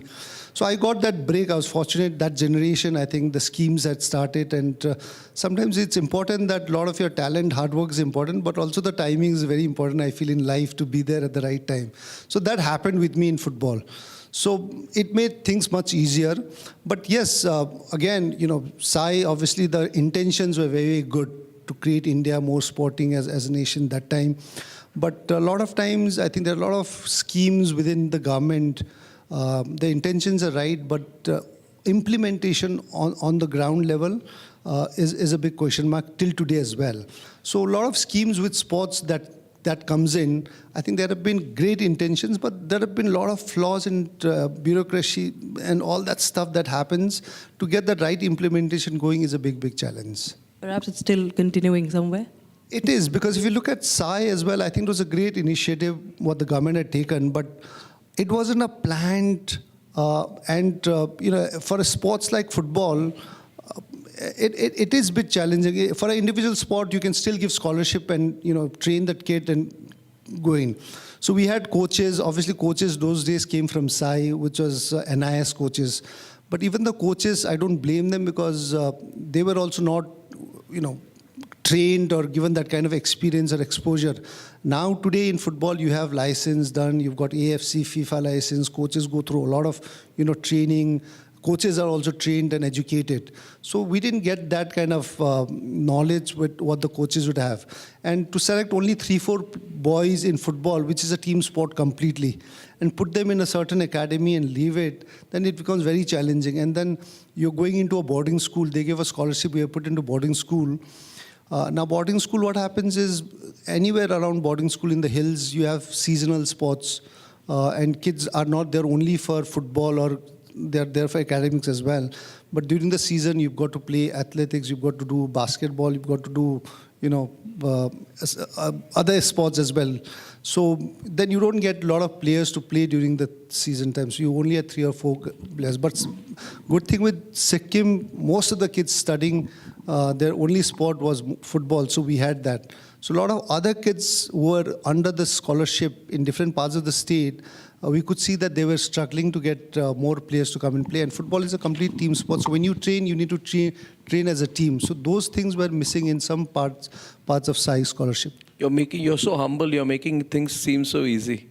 It's amazing listening to you that if I actually, we talk to people what are Baichung Bhutia's achievements and you make it look so easy. You're among the very few players, he's played in all age groups.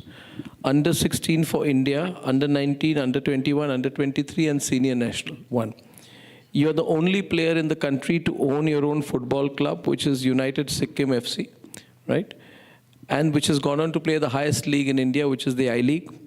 He runs the biggest grassroots football program on India, 6,000 people getting trained this minute across the country. You're the first player to play 100 international matches.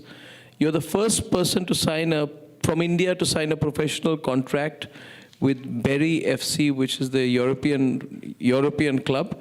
And the longest serving captain of India for 12 years, he's been captain of India. And what I find amazing is when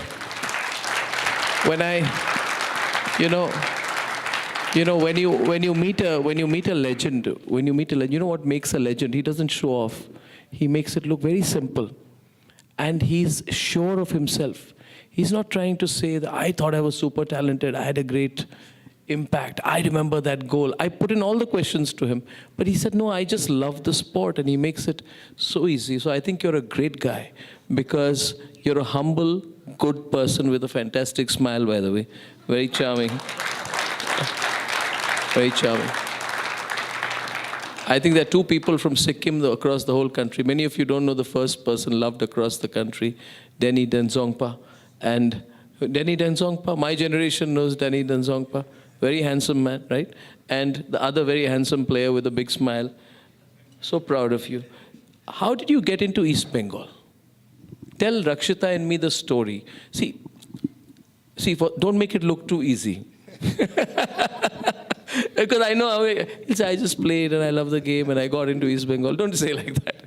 Talk about the sweat, Baichung. These kids out here need to know sacrifice. They need to know the other side, the backstory. You want to know the backstory, right? What goes into that? So tell us how you got into East Bengal. Tell us about that break, how hard you had to work for it, how you got selected. So East Bengal, there were 2 breaks that I was lucky to get in. One was I played Subroto Cup for my school, and that particular year in Subroto Cup, I was given the best footballer. 1992 best player in Subroto Cup. Yeah. So I was selected for the under-16 team then, and fortunately, our camp's under-16 final trial camp was held in Calcutta, so where it's mecca of Indian football, and people, when you play football in Calcutta, it's just not playing. People are watching you. All the big clubs there, everybody takes you seriously. So under-16 team was camped. Final camp was there, and then we had a lot of matches, friendly matches before traveling for the tournament with a lot of other clubs and senior teams as well. So that was one break that got me there.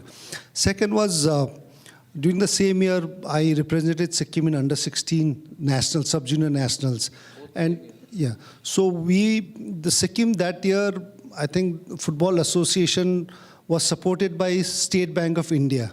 So Bank of India brought in 2 legend footballers from Calcutta to coach Sikkim under-16 team. That was Mr. Bhaskar Ganguly and Surjit Sen Gupta.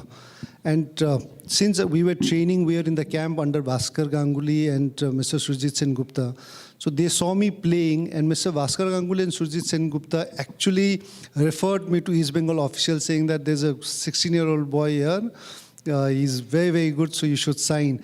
And that's how I think East Bengal came in and signed through two of these legendary footballers. So you were 16-year-old, you moved to Calcutta? Yes, I finished my, in fact, I just finished my class 10. When I went to play under 16 India, when I got the call up after playing Subroto, that particular year I was in 10th standard.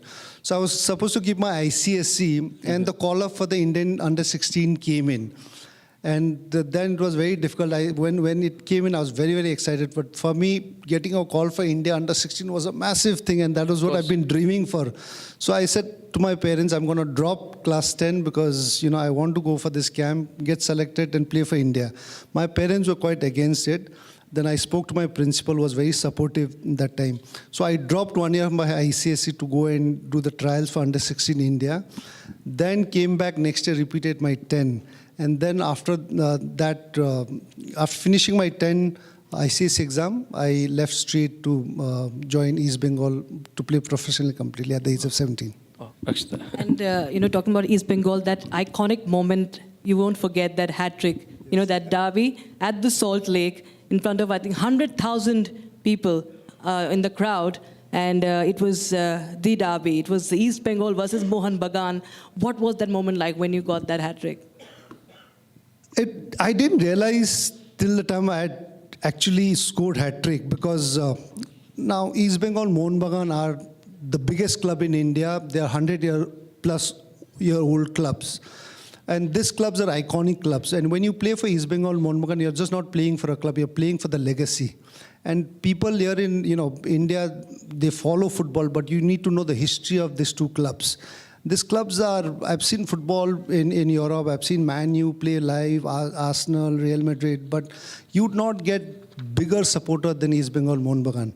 And they have a huge history because East Bengal and Mohun Bagan are an identity for a lot of Bengalis. So when you represent one club, you're also representing their identity. So, you know, this match was very, very special because the best thing was we had 140,000 people, 140,000 people inside the stadium in Salt Lake towards this game. And which year is this? 90? This is 97. It was a Federation Cup semi-final. And I scored a hat-trick in that match. And I realized that this was the first hat-trick ever in last 75, 80 years in history of the derby, East Bengal, Mohun Bagan, and Indian football, that there had never been hat-trick scored between these two teams. So scoring a hat-trick in front of 140,000 people was very, very special. Explain the whole thing for us. So this is explain the significance of it for everyone. So, this is the first ever hat-trick between two historic teams. Yes. East Bengal and Mohun Bagan. You're 21 years old, right? Then. And you do this hat-trick in the Kolkata derby. Can you explain the atmosphere, the pressure, what was going through your mind at that point of time? You know, was there nervousness? Were you looking at a statistic, or what was it? So I think when the derby happens, especially in Kolkata, I think the derby, the build-up happens at least 2-3 weeks ago. You know, when you have East Bengal, Mohun Bagan matches coming in, the fans starts coming into your training ground 2-3 weeks before itself.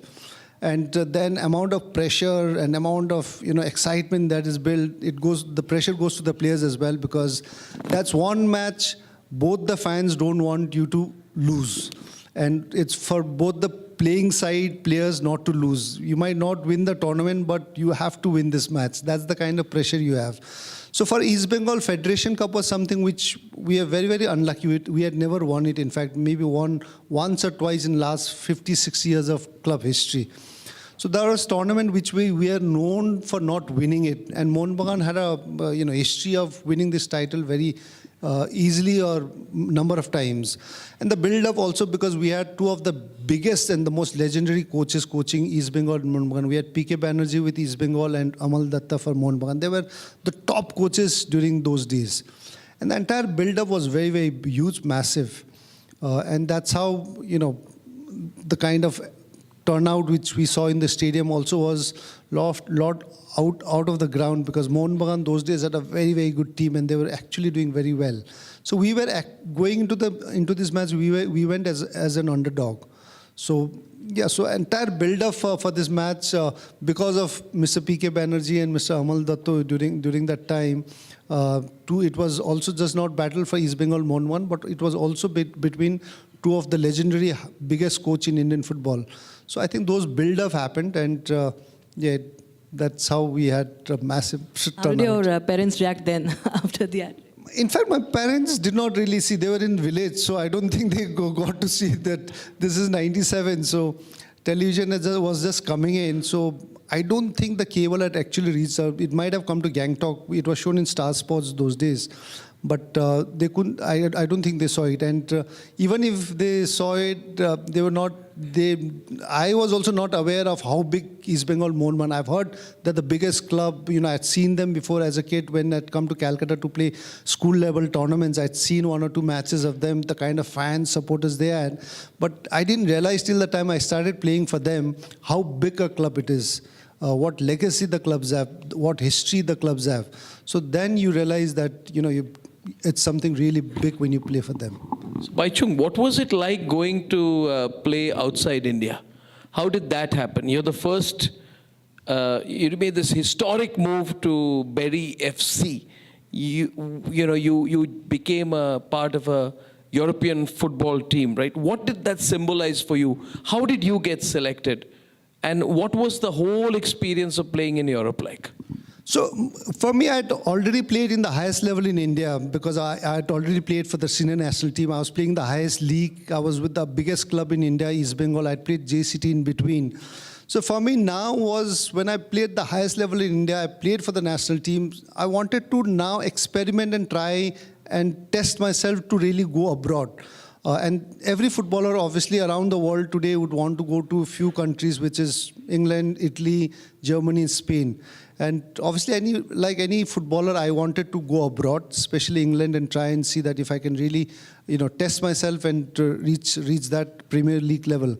And that is when I started, I started speaking to a lot of agents, clubs across the world to see that where I could come. I had few trials before that for clubs in Belgium, which I could not work it out because those days there was fax and all that stuff, which didn't work. So then the agents came in, and that's where I got my first trials in England, which was with the Fulham, and then later on that same summer I signed with Bury FC.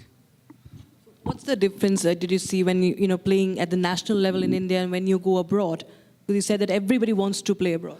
So the difference obviously is one visibility is the infrastructure and the mindset, professionalism, how the players look at.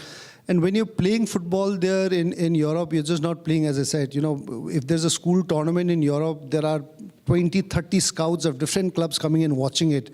Because right now, just not sport, but also it's become such an important thing to scout that real good talent. And it's become so competitive in Europe itself, because if there's one good talent, a 10-year-old good boy who's really doing well in that age level, there are 20 big clubs, small clubs watching him, trying to sign him. Pressure's more?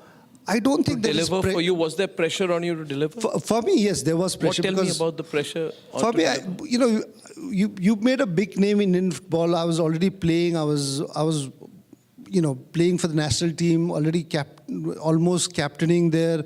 So when you go as a big player, you've made a name in Indian football. So go to England, obviously there's a huge pressure because you need to succeed. And going there, you actually see that, football is big, massive, and there are thousands of players who are equally or much better than you as well. So that pressure of really getting in and getting a contract first was very, very difficult, because when a player from India usually go for football, people first don't believe in Europe that India plays football. And which is, I understand, because must be all the more the today case in 2000, today if a cricketer comes and says, I'm from Brazil, we would not take him seriously.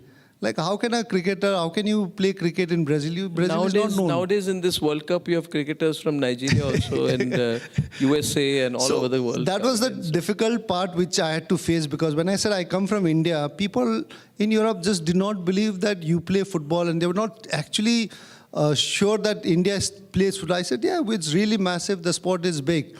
And to really make them believe that we play, and whatever maybe if I dribble or score, it should feel, they feel that, oh no, it might be a fluke kind of a thing. Today, if suppose a cricketer from Brazil comes in, hits 6, we might say, oh, ye to chance mein maar diya hai. It might be a luck. So you'll have to do 6 out of 6. So for us to really convince, for me to really convince that, yes, we can play good football and I can get a contract, I can be a professional here, was a big, big challenge, because the mindset of them was, if you scored a goal, they might think that by chance it happened. So you'll have to prove 5 times more than a player from Nigeria, Africa, or a South America. So that was a more difficult part for me to really get a contract, because if I did it, I have to do it 5 more times to make sure that the coach and the scouts are really sure that this guy's got talent to get the contract. And you are the first person, he's the first Indian and Asian-born player to score in the English Professional League. I think this was Bury FC versus Chesterfield in April 15th, 2000.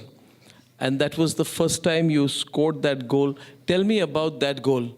When you scored, there must have been pressure on you. Tell me about that goal, that moment. Was it a target that you had in your mind, or was it an emotional milestone? So, once I signed the contract, when I went during the summertime when the trials happened, and I got the contract. And for me to get work permit was a big challenge, because my first work permit in England was rejected because I was not allowed to come in. Though the club gave me a contract, but I need to get a work permit from the England, the country there, to really come and play. So my first application for work permit was rejected because India was ranked way, way below the world ranking in football, so I was not allowed. So again, that appeal went through, and then that's where the work permit came in. So by the time the work permit came in, I was already during the mid-season, because the season started in June, and when you miss a season, then it becomes very, very difficult to catch up. So I had to go, I joined them around October, and it was very, very difficult because you miss the entire pre-season and you're joining them in mid-season, so you've got to adapt to just not football, but also the climate conditions, which are quite challenging.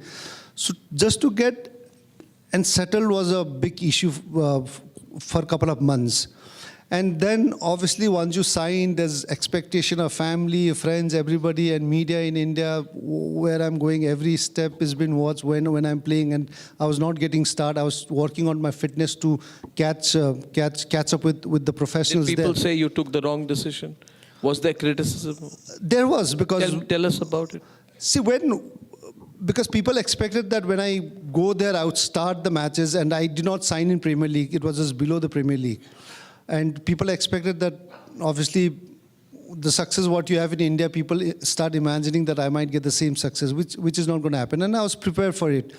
So I think there are a lot of criticism in terms of from the fans here, and the media, that why you're not starting, what's happening, and the fitness. When I went through, when I joined in, obviously was not, it was in that level.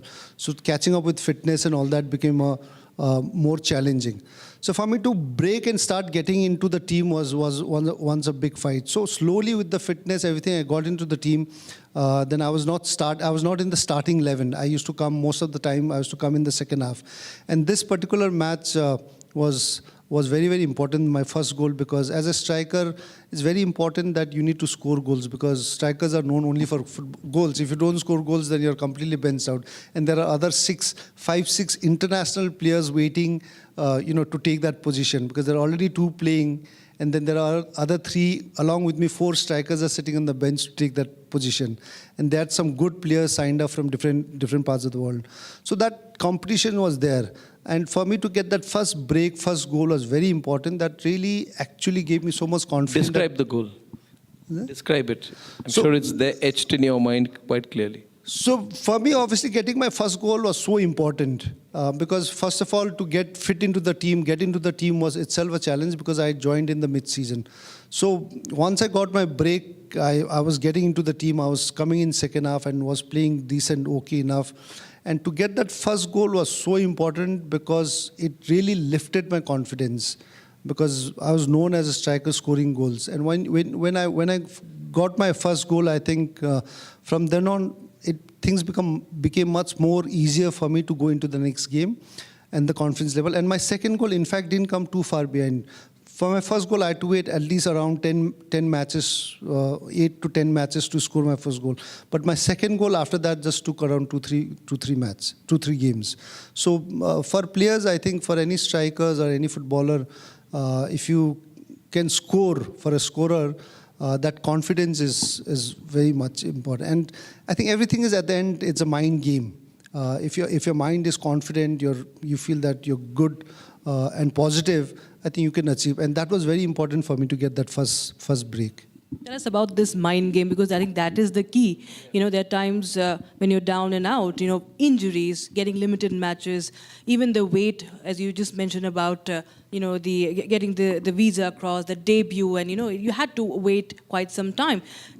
Were there moments of doubt, questioning that, should I continue with this? Should I keep at it? What do you really do when you come across such moments? So I think one of the biggest shot back for me was, in football, the managers are very important because the entire strategy planning and signing of players happen through the manager because he signs you because he has some idea about how the team is going to play and how a player would fit into the system. And Mr. Neil Warnock, who is one of the big managers in Europe, signed me in Bury. He went on to coach some of the Premier League after he left Bury. So he signed me. After signing, I joined. Within 3 months, Mr. Neil Warnock and his assistant coach left. And they joined for a better club. They went and joined Sheffield United, and they went on to play Premier League. So that was one of the biggest setback for me because, first of all, mid-season, trying to catch up, trying to fit in, and then I was getting a break. I started getting a break, scored my first goal, was going there, and then suddenly you have the manager who signed you, trusted on you, leaving the club and going to next club was a big, big blow for me. And then you had a new manager come in, and then again you've got to work in. So when the new manager comes in, I think for him the first thing is to get results so that his job is secured. And that became a big challenge. And those times, I think, were difficult because, again, you come from a different culture in India. You go to England, it's a different culture altogether. And the climate conditions during November, December is very, very harsh and very cold. So those things actually were very, very difficult in the first year. But I was ready because I knew that first year is always going to be difficult, and I'm ready to take it, and which I took it as well. Rakshita, what is so important about Baichung's story is that it's the story of a pyramid. It is much easier to be a successful cricketer in India, to be a well-known cricketer in India, than to come from India and in the 1990s go through that climb, that journey. What makes you totally remarkable when I'm listening to you is, and I'm not exaggerating, it is easier to be Virat Kohli in India than to be Baichung Bhutia. Because this is football. There is a very big base of talent, but there is very little opportunity. Maybe 1 out of 1 million will get that opportunity. So when I'm listening to you, I'm always thinking, you're born in Sikkim, from a very humble background. You don't have the financial means. You happen to get a scholarship. And then from 10-year-old, you get a scholarships, and 16, you get selected for Mohan Bagan. East Bengal, sorry. At 21, you score Federation Cup. At 23, you go to play in England. And 24, you score a goal. That 14 years is such a difficult journey, Baichung. I mean, it's easier to even think about it today because you are watching football on television, right? You watch all the latest matches on television. You know what he said? He said, when I scored that hat-trick, my parents did not know because there was no television. There was no broadcast. There is no cable satellite television. So you are doing something simply out of self-motivation because you love football. So you want to go somewhere, right? What kept you motivated? What kept you going? I'm quite amazed because you must have been very lonely. I want you to inspire people watching this, Baichung. What keeps you going? What kept you motivated? Did you feel lonely? Did you feel, no, I made the wrong decision? Were there moments of self-doubt? You know, legends are also human beings, right? So I want you to tell me the backstory of that little bit. So, if you can, please, as much as you can share. For me, the simplest. Don't make it look easy. No, for me the simplest. Don't make it look easy. For me, the simple motivation was to improve and keep doing well. When I went to England, obviously I started with Bury, which was below Premier League, but my inside desire was always to play in a Premier League club, and for that, you got to really work and slog and give everything to reach that goal. At the end, it did not happen. And I still feel bad about it. I feel that I should have at least played Premier League and come back, which didn't happen. But I'm again, at the same time, I'm very happy from where I went and what level we had, the kind of infrastructure, facilities and environment we had, and the scope we had. Coming there and going to play, at least in England, playing a professional league in Europe itself, I feel very, very, blessed. But at the same time, my dream obviously was to play in Premier League, which did not happen. So for me, the motivation was always keeping a goal to it and making sure that I want to reach that goal. For me, my always goal was, when I started playing for India, was one day as a national team and under my captainship, during my playing days, we want to play World Cup. I want to play World Cup, FIFA World Cup. It didn't happen. But the motivation and aim was always there. Do you think it will happen? I think it will happen. When? It's nothing is impossible in life, because when I look back at my own career from village in Tinkitam, where no football, no electricity, no road, went on to play in English League, went on to captain India for so many years. I think in life nothing is impossible. It's just that you need to be positive. I think it's just being positive, focus to it, and have passion and love for this thing you do, for the sport you play. And once you have that, I think your discipline, everything comes in line and you're ready to work hard. So my motivation is always to improve and, whatever I'm doing, to make sure that I improve and go to next level. Yeah. It wasn't something which, there was a high aim and ambition was there to play FIFA World Cup. There was a big ambition to play Premier League, which was there. But at the same time, the process, step by step, was very, very important for me to take in. Akshita, take it. How was this, you went on to, of course, captain for the longest time. Leading a team, is another challenge. We've seen in different sports, in cricket, of course, you are at the center of all the criticism or the applause. Here you were, becoming this front runner and the face of Indian football back then, and leading a team with so many youngsters from different parts of the country. How was it leading to them? What sort of an environment was, when you were leading back then? And what would you tell the team when things were not always going the way they should? So for me, I think to lead, I always feel that you should always keep captain only the ones who've got that experience over the years to lead the team. That's personally I feel. Because I've seen a lot of international clubs and teams making a young captain, which I feel is not right, because when you lead a team, I think you need to have that experience, and which I feel I got that experience as a young player playing under a lot of senior players.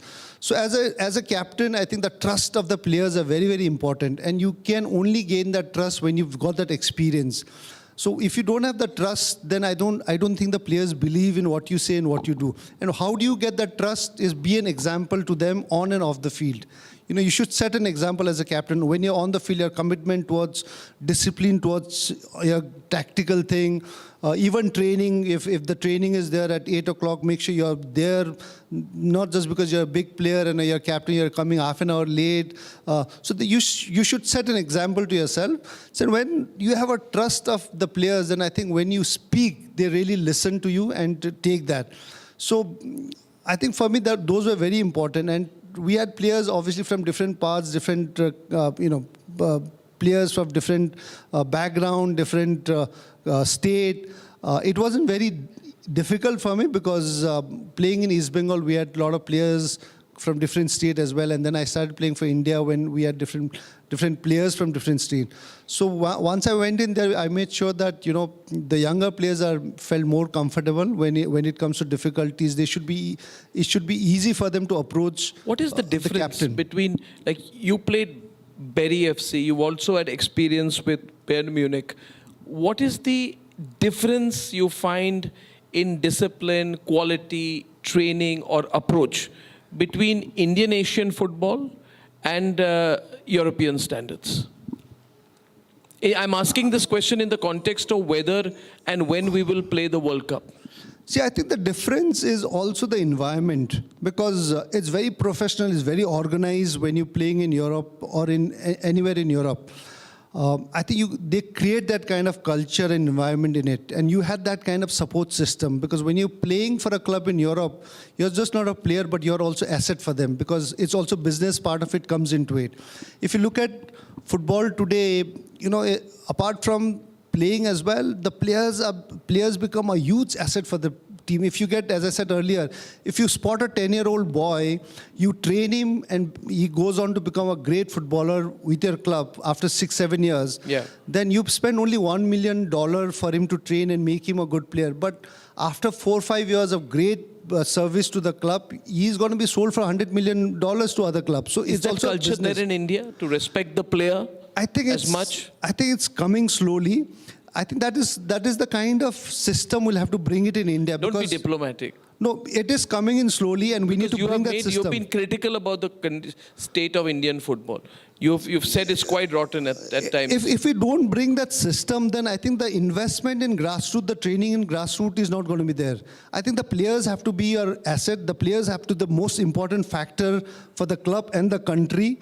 Until and unless you don't treat players in that way, then it becomes very, very difficult. Because we see a lot of players from India, a lot of players who say we have to train in Dubai, we have to train in Europe. Some of them even go and do their schooling there. They find a way to play outside.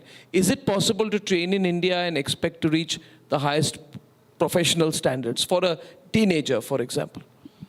I think for a certain level you can still train, but after a certain age, say after 15, 16 plus, I think you need to go into a proper setup, which is, you know, if you can get into a good organized, say Real Madrid, Barcelona after 16, if you're talented, a 16-year-old boy with that talent in India can go to a setup like a Barcelona, Ajax, or a Real Madrid or Man United. The standard obviously is going to change massively. What are you doing, Bhai Chung, for that? You just told me behind the scenes out there, you said you're setting up a very big, you already run an academy, right? Yeah. Now you're setting up a huge training center. Tell us about it. So what is required is, you know, the academies we can train, but we also need a structure and a system which has competitions been organized, because as an academy we can train, guide, but as a association or a federation, they need to make sure that there are enough tournaments happening for those age groups. Because we can train, we have a team, but if the associations and the district association, state association, federation doesn't organize the league, which is the most important part of a player's development, a tournament or league is very important. So that is what I think they need. Apart from that, yes, you need to have a training, which is once you go into a proper setup, then there are just not technical. There are a lot of tactical training for a lot of 16 years old and above players can get into it. So right now, for me, what I'm doing is we've done BVFS, Baichung Bhutia Football Schools, in the last 15 years. In the last 15 years, I think what we've achieved has been, I feel we can do much more, but we've got a lot of players that have gone on to play for India in different age group, for India and for, you know, under 16s and 20s. So I feel that running 15 years of BVFS, today, 2026, you know, we've run this academy, not a single ₹1 money from the state or the central government. It's all been the hard work of me and our BVFS team to really, you know, produce the players, bring in kids to come and play. So it's been our own hard work that way. Now what we want to do is, right now we're just trying to set up our own infrastructure, because the academies what we have right now is all tie up with different institutions, schools and different things. So we also at the end want to get our own infrastructure. That's what I'm doing it in Siliguri, Bagdogra. I've got 15 acres which is bought by my own heart, sweat, hard work money which I've earned it and invested into buying that place to develop into a good infrastructure, good academy, so that kids who would want to get that level of training would be able to get it. So because I live there itself, so even my personal personal involvement is going to be much more in that academy. So it's a course? Yes. How long is the course?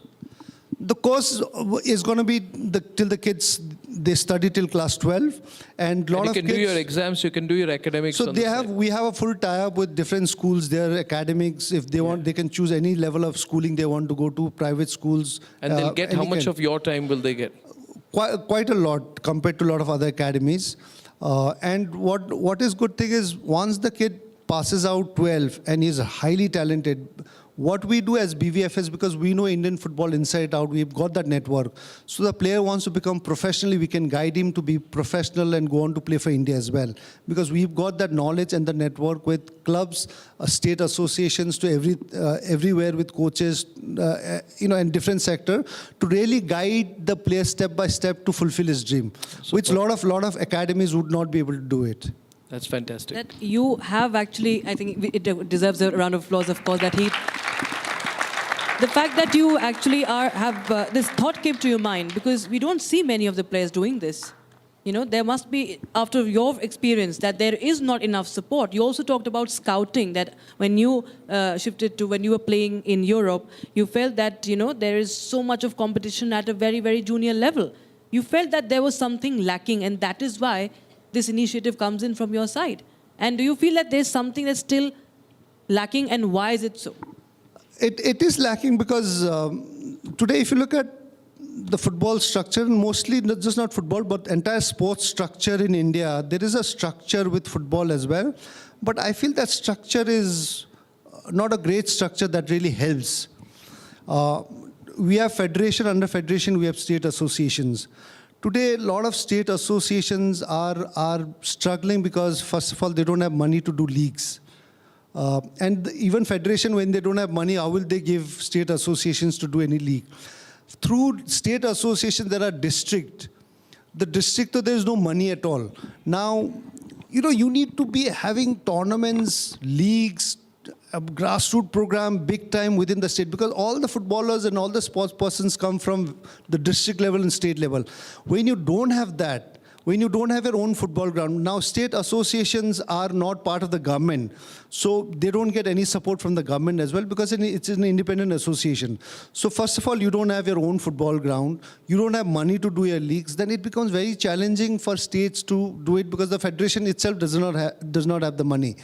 So that is where I think a lot of the private academies are coming and trying to organize it. And until and unless, I think it's very important that we'll have to change the structure in India, because we'll have to make sure that sports department in every state is working together with state football association. Today, the biggest problem is within their own sports department under government, the state associations, the federations, the government of India. They've not been able to work together. Everybody's got their own ego. At the end, I think it's the sport that really suffers. Yeah. So we need to make sure that every stakeholders come together, including the player, coaches, to work together for the betterment of the sport and the sports person, which at the moment is not happening. So when you don't have that kind of structure in place, then it becomes very difficult to really produce that kind of players. Are you so easygoing as a coach on the field with your students?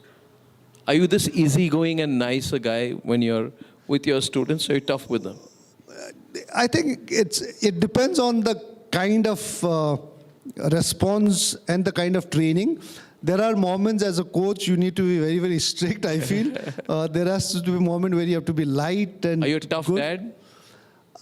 I feel Are your kids scared of you? I don't think they're scared. And I would not want them to be scared. You don't want them to be my scared. kids are, I think. We got some nice. We've got a surprise for you. Can we play the first AV? We got some messages for you. I want to play out some messages for you. Can we play the one with... My dad has been my role model ever since I was a kid. Everything he's accomplished in his life always inspires me to work harder every single day, and he always encourages me to be a better human being off the field. But what I really admire about my dad is how he balances his time and how he always manages to figure out ways to spend time with his family and make time for us. Me and my dad continue to bond about football, and he always encourages us to be competitive, and whatever he does, he wants us to try our best, and he always wants us to improve. So thank you, Abba. He's always made time for us. I think that even off the field when we're not playing sports, he finds ways to bond with us, even if it's going on simple drives.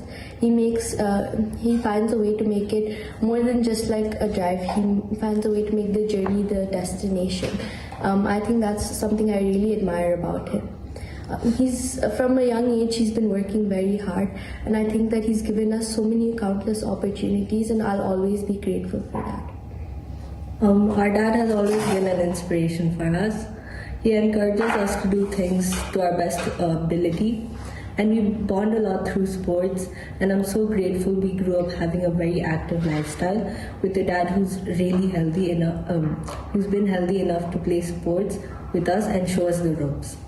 He made sure that we had the most fun childhood, and he's really spontaneous, and he loves inventing games on the spot. Thank you, Abba. Thank you, Abba. Thank you, Abba. So thank you, Abba, and we love you so much.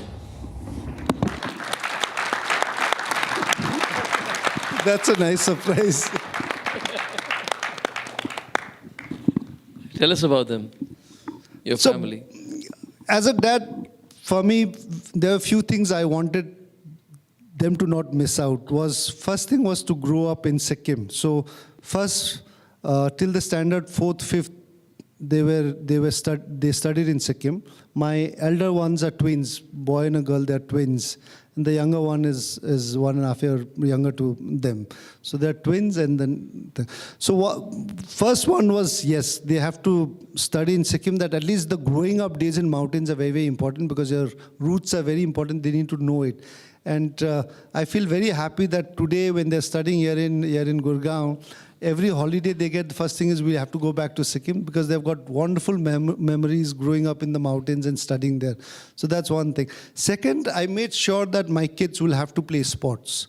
And I'm very happy that all three of them are very, very sporty, and they play sports.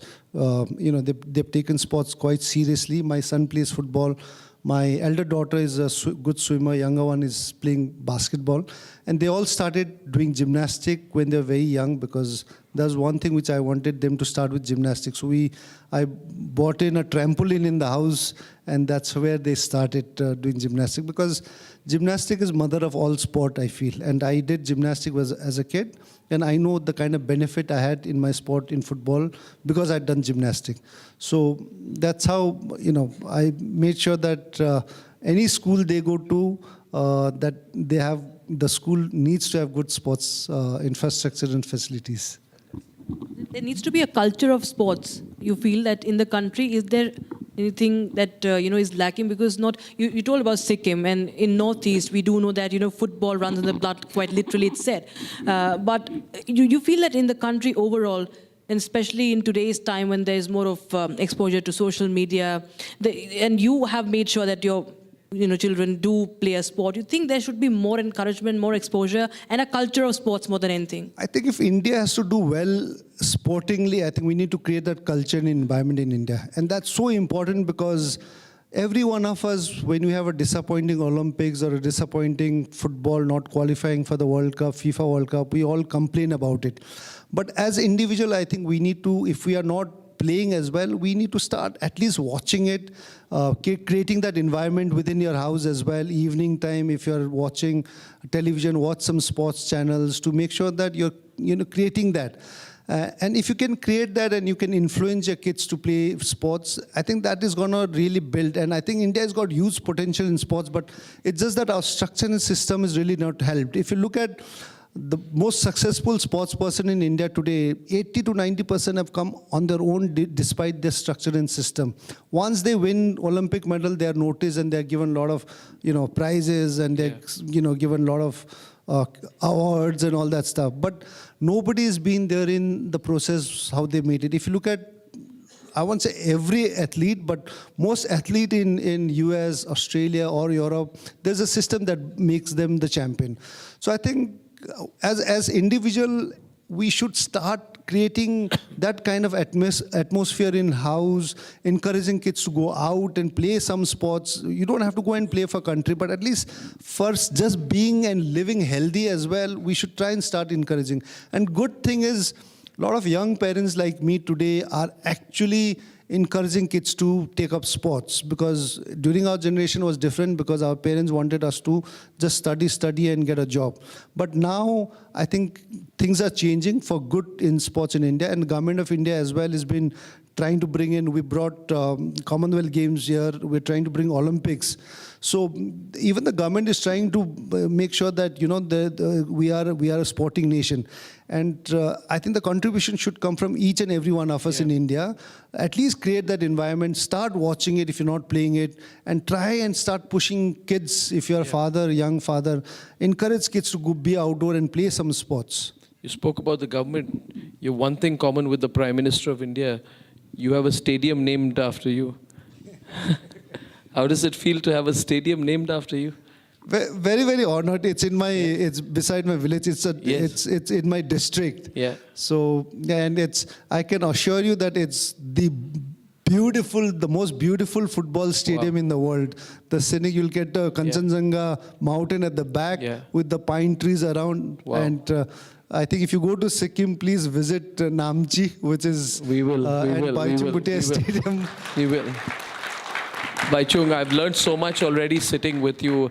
There are a lot of questions which will come to you from the audience. I just want to say what an honor it's been to meet you. Thank you so much. And I will learn football from you. You can start a veterans league, super veterans league for me. I'm quite active in those matches these days. Yeah? So it's veteran league means over 40. So what about over 50? In the Sikkim, you take over 50 also. Don't give a polite smile. So I'm coming to your beautiful stadium. Please. I'll spend a day with you. We'll shoot and you'll teach me how to score a goal. Sure. Okay? So it's a promise. You're already in the list of veteran team of ours now. I think there are many youngsters here who cannot wait to, in fact, interact with you. And we have kids also from the academy who are aspiring to be someone like you. So anyone, you can just raise your hands if you have a question for Mr. Bhutia. And we'll pass on the mic. Any questions there? Okay, we have someone in the front row. Can we just pass on the mic? Just raise your hand. Yeah, thank you. So you've played football for so long. Have you ever felt demotivated or burnt out about it, and how have you handled that? Like, how have you continued playing after that? So I think it's very natural that when you have a long season that you get demotivated sometimes, and that's why all the leagues around the world, including India as well, has got a break period. So it's very important to have that break period, because you can't play 10 to 12 months. You've got to play 8-9 months. So yes, there have been moments in my career, because when I played, it wasn't a very well structured kind of a league. There were no breaks in between. So there are moments where I felt that I think it was really too much. So that's the time when I took a break, went somewhere. I used to travel mostly back to my hometown, Sikkim, to feel fresh, meet my family and friends there, and then come back fresh. So yes, there have been moments, it will happen. And when you feel that, I think it's very important to speak to the coaches. When you become a professional player, when you grow up, when you feel that mentally you've been exhausted, you've been having a very long season, I think it's very important to speak with the management and the coaches and take a break for some time. And that is not only in sports, but everything you do. Apart from sports, even if you're a bureaucrat or an entrepreneur, there will be time when you feel that you're really, doing a little too much. So that's the moment where you need to really take a break, get fresh, do something very different for a week or 10 days or a month, And then again, once you come back, you're very sharp and fresh to start again. So it has happened, but it's important to take that break when it happens. But don't take break too often. That's also not too good. Keep at it because it's your passion and keep going. Yes. Okay, so any other question? It's a very good question, by the way. Okay, we have another one from the front. What was the food you mainly used to eat when you started playing football professionally? And were there any restrictions as well on food? So, again, it's very difficult to connect your generation and our generation. We had no advice, expertise on food those days. Now, at least, you and you've seen my kids, you've got a lot of advice from me and a lot of you get through net and experts were there. But I think what we eat, anyway, Indian food is quite healthy because when you're an active sports person, carbohydrate is very, very important. You need to eat healthy, you need to eat right on time.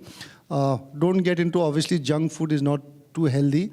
But I'm not the expert, but you still can take some advice because now with the net and people in terms of food, there are a lot of nutrition who can advise you. But what we're eating is very, very healthy because we didn't have that kind of experts.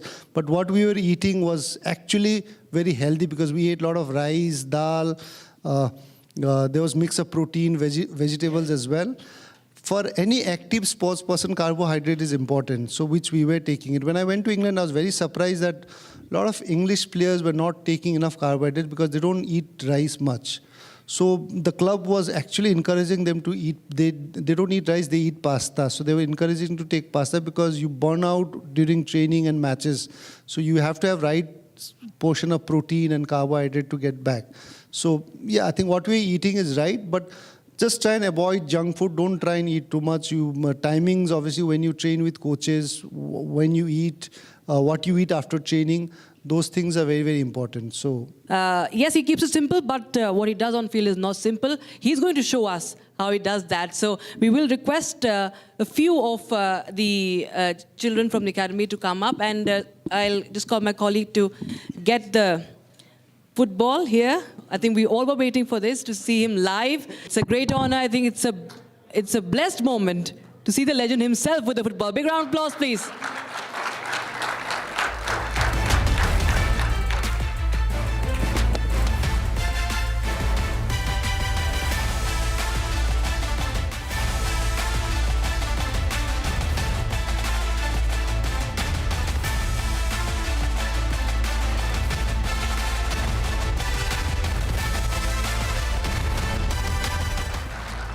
Thank you so much. You've been so nice with us.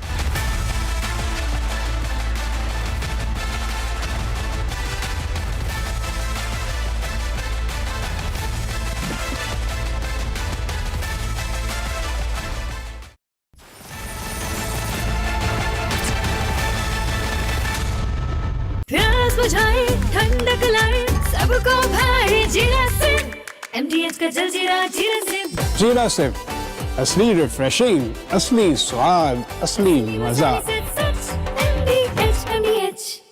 Amity has been ranked amongst the top 3% universities globally, a testimony to Amity's globally benchmarked quality.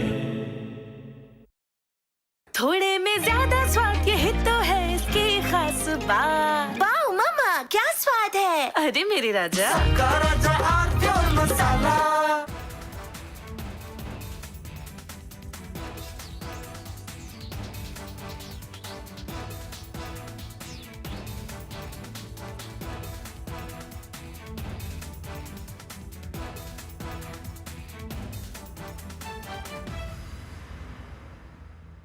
चमकी चाट से क्या बना है? आलू चाट या fruit चाट. स्वाद बढ़ाए चमकी चाट.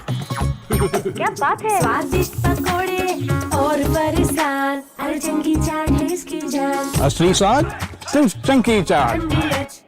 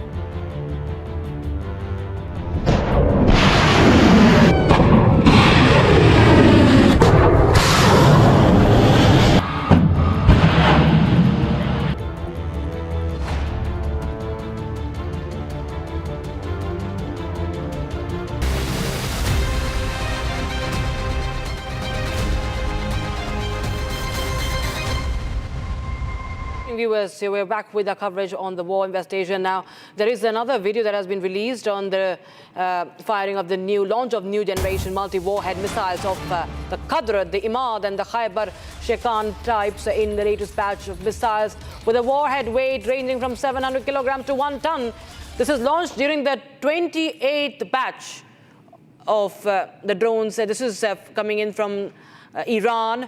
Iran has launched a fresh wave of missiles, and Iran launches new generation multi-warhead missiles, the Qadr, the Imad and the Khyber Shekan in the latest wave of the firing of the launching of the missiles. That's the breaking news we have, and that is a video also we are showing you that has been released. The IRGC continues to post the videos, and in fact this is a launch of new generation multi-head. Iranian media reporting this is a fresh wave of the attack from Iran.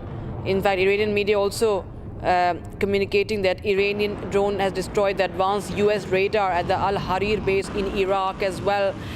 And in fact, we have some more breaking news coming in. An Iranian drone attack has caused material damage to a desalination plant in Bahrain that's very critical for water supply to the GCC countries. Now, it's the first time that an Arab country had reported Iran targeting a desalination plant during the 9-day war. And there have been reports. This is, of course, we understand that this war has no bounds, from the oil depots, the oil refineries, to even the water desalination plants, because the Gulf countries are dependent on the on water supply via the desalination process. The seawater, the salt is of course removed, it's filtered out in these plants. From Saudi to Kuwait to Qatar, all these countries are heavily dependent on water supply. So it's a lifeline for the GCC countries, which reportedly Iran has now attacked, at least in Bahrain first, and that's of course a big cause of concern. Meanwhile, we have some more breaking news coming in. This is coming in from the Israeli Defense Forces. Now, the Israeli Defense Forces are also posting videos on its strikes from Lebanon to the strikes in Tehran. They continue. Let's break that. IDF says that it has over 600 targets struck and approximately 200 terrorists eliminated, says the IDF. It says that the Northern Command summarizes a week of combat against the Hezbollah terrorist organization. So Lebanon continues to be pounded. Beirut at the center of it all, that has seen multiple strikes, deadly strikes, as far as the ones carried out by Israel is concerned. And in the latest, we have Northern Command saying that it takes over the entire Lebanon sector and targeting the Hezbollah facilities. You can see on your screen, so trying to show you the map as well on the production and development sites that have been hit in Iran. But we're talking about Lebanon right now. Let's play out the shots from Lebanon. Let's play out the shots from Beirut, where the Israeli airstrikes have been conducted, and Hezbollah military depots and other facilities have been targeted. The centers of Hezbollah have been targeted. This is the update we have right now. Meanwhile, we continue to get you more and more updates, what happened throughout the day. In fact, let's tell you what the U.S. president has been saying. Donald Trump once again claims that U.S. has successfully wiped out most of the Iranian Navy. Trump claims that the U.S. has sunk 44 Iranian naval ships, and also claims that the U.S. has obliterated the Iranian Air Force, destroying each and every plane. Here's more.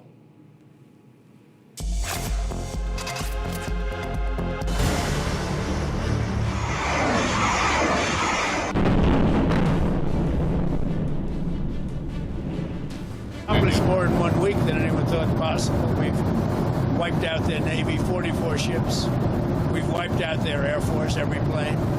We've wiped out most of their missiles. You see, the missiles aren't coming much anymore. We've also hit their manufacturing areas where they make the missiles very hard. Their drone capacity is way down. And we've hurt them where it hurts. Including about every form of leadership you can have, we've wiped out. The military is almost non-existent, if you look. We could hit the military itself very hard, but maybe we will, maybe we won't. We haven't made that determination.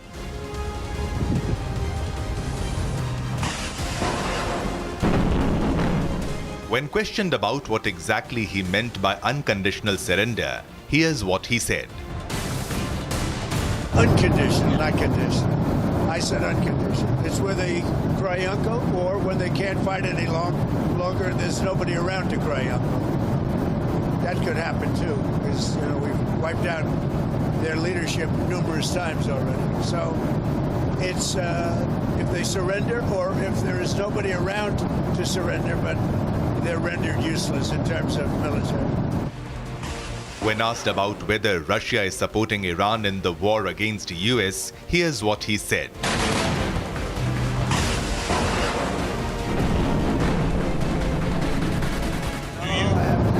I haven't had no indication of that whatsoever. If they are, they're not doing a very good job, because Iran is not doing too well.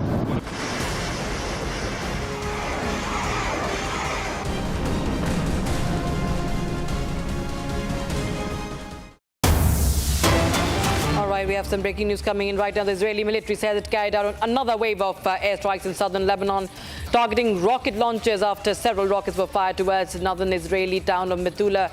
And the IDF says it destroyed the launcher used in the attack and also killed a Hezbollah operative identified by ground troops. Israel, in fact, says that the strikes are part of efforts to strengthen the defenses along the northern border and prevent further attacks by the Hezbollah. So that's the breaking news we have. Israel launching a wave of airstrikes. In fact, also it claims that it has eliminated several of Hezbollah leaders, commanders, the Quds force, as it continues to post. And we have these visuals also coming in from various locations showing the Israeli strikes and dramatic visuals that have come in from different locations as Israel continues to pound Beirut and other areas of Lebanon, southern Lebanon to be particular.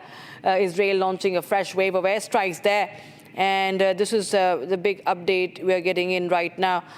New waves in Tehran, in Lebanon as well. That is that is Beirut, Lebanon, and southern Lebanon. So this is the update we are getting in right now. More and more updates only on Republic TV. In fact, we understand that the IRGC has also somewhere announced that it could be only intensifying its drone attacks this time. It's going to up the scale at the intensity of its drone attacks. And meanwhile, Israel has signaled a more aggressive phase in its war with Iran. Prime Minister of Israel, Benjamin Netanyahu, has said that Israel has an organized plan with many surprises for the next stage of the offensive, claiming that Israel and the United States now have near complete control of Tehran's skies. He also warned Lebanon to disarm the Hezbollah or face serious consequences, even as Iran claims a civil industrial facility has been hit for the first time in the war.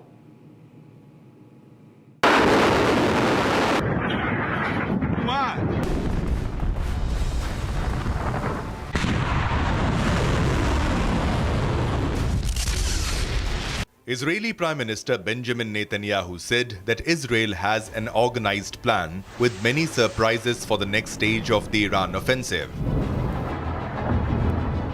וביחס למה שנעשה בהמשך באיראן, יש לנו תוכנית סדורה עם הרבה הפתעות.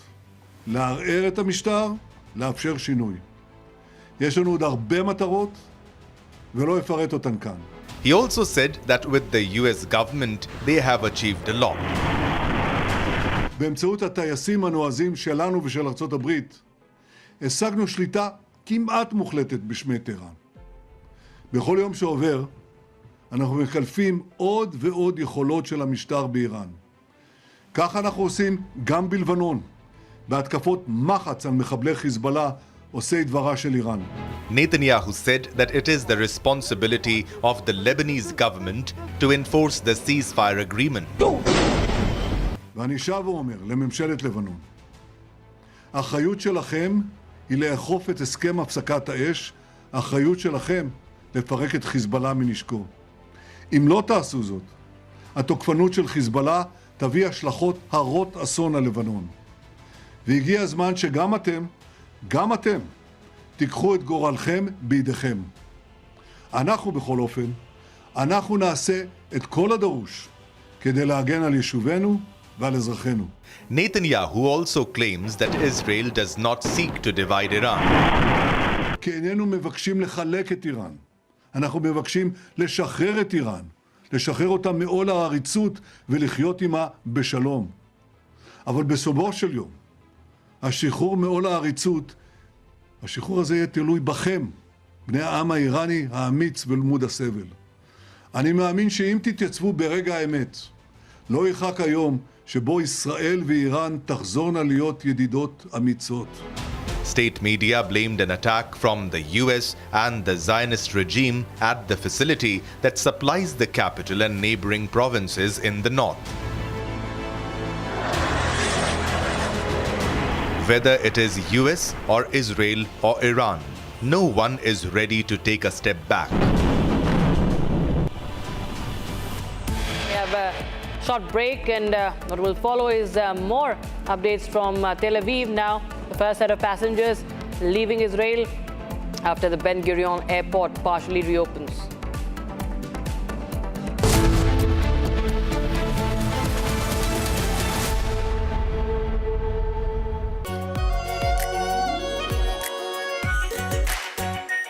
Our pure Shahi Paneer Masala. Delicious, healthy, every day.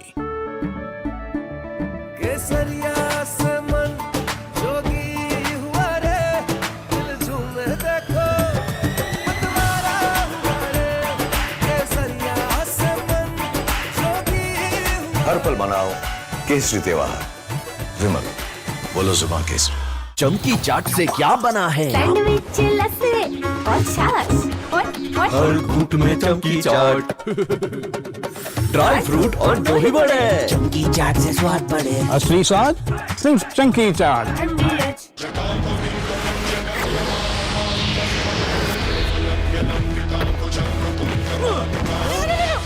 मेरी chimney टूट जाएगी। What are you doing? रानी, इस घर में कुछ है जो टूटता नहीं। ये पिलर कभी नहीं टूटेगा। रुंगटा स्टील TMT से बना। रुंगटा नहीं तो घर स्ट्रॉन्ग नहीं। रुंगटा स्टील TMT बार एकदम सॉलिड। आर प्योर सूजी पास्ता उबालो मिलाओ और खाओ 8 मिनट में तैयार। क्या टेस्ट है सबका राजा R pure masala.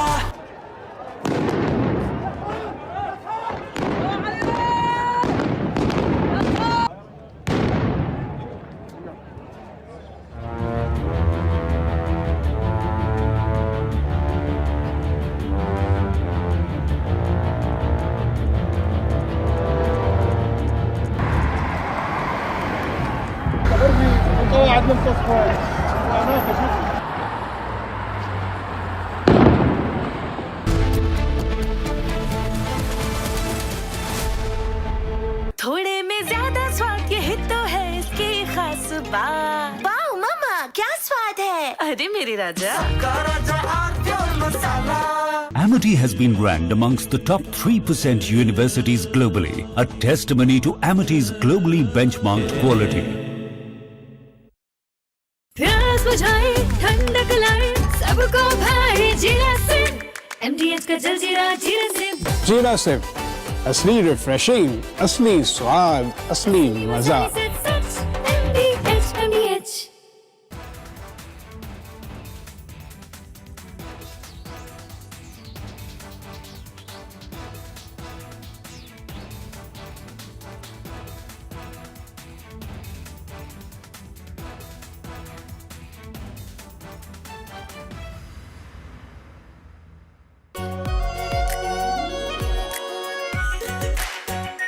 Our pure Shahi Paneer Masala.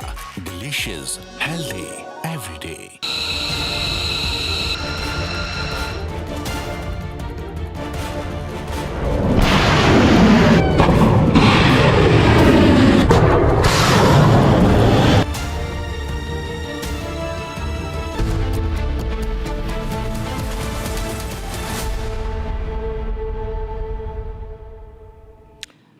Back to the politics and at home, the controversy surrounding President Draupadi Murmu's visit at the International Santali Conclave in West Bengal has escalated into political mudslinging. BJP has strongly condemned the incident, calling it an insult over a president from tribal from a tribal group. And West Bengal Chief Minister, meanwhile, was quick to hit back at her opponents, terming the whole debacle an election politics and a classic case of election politics. Meanwhile, a Union Home Secretary sought detailed reports on the venue change. Take a look.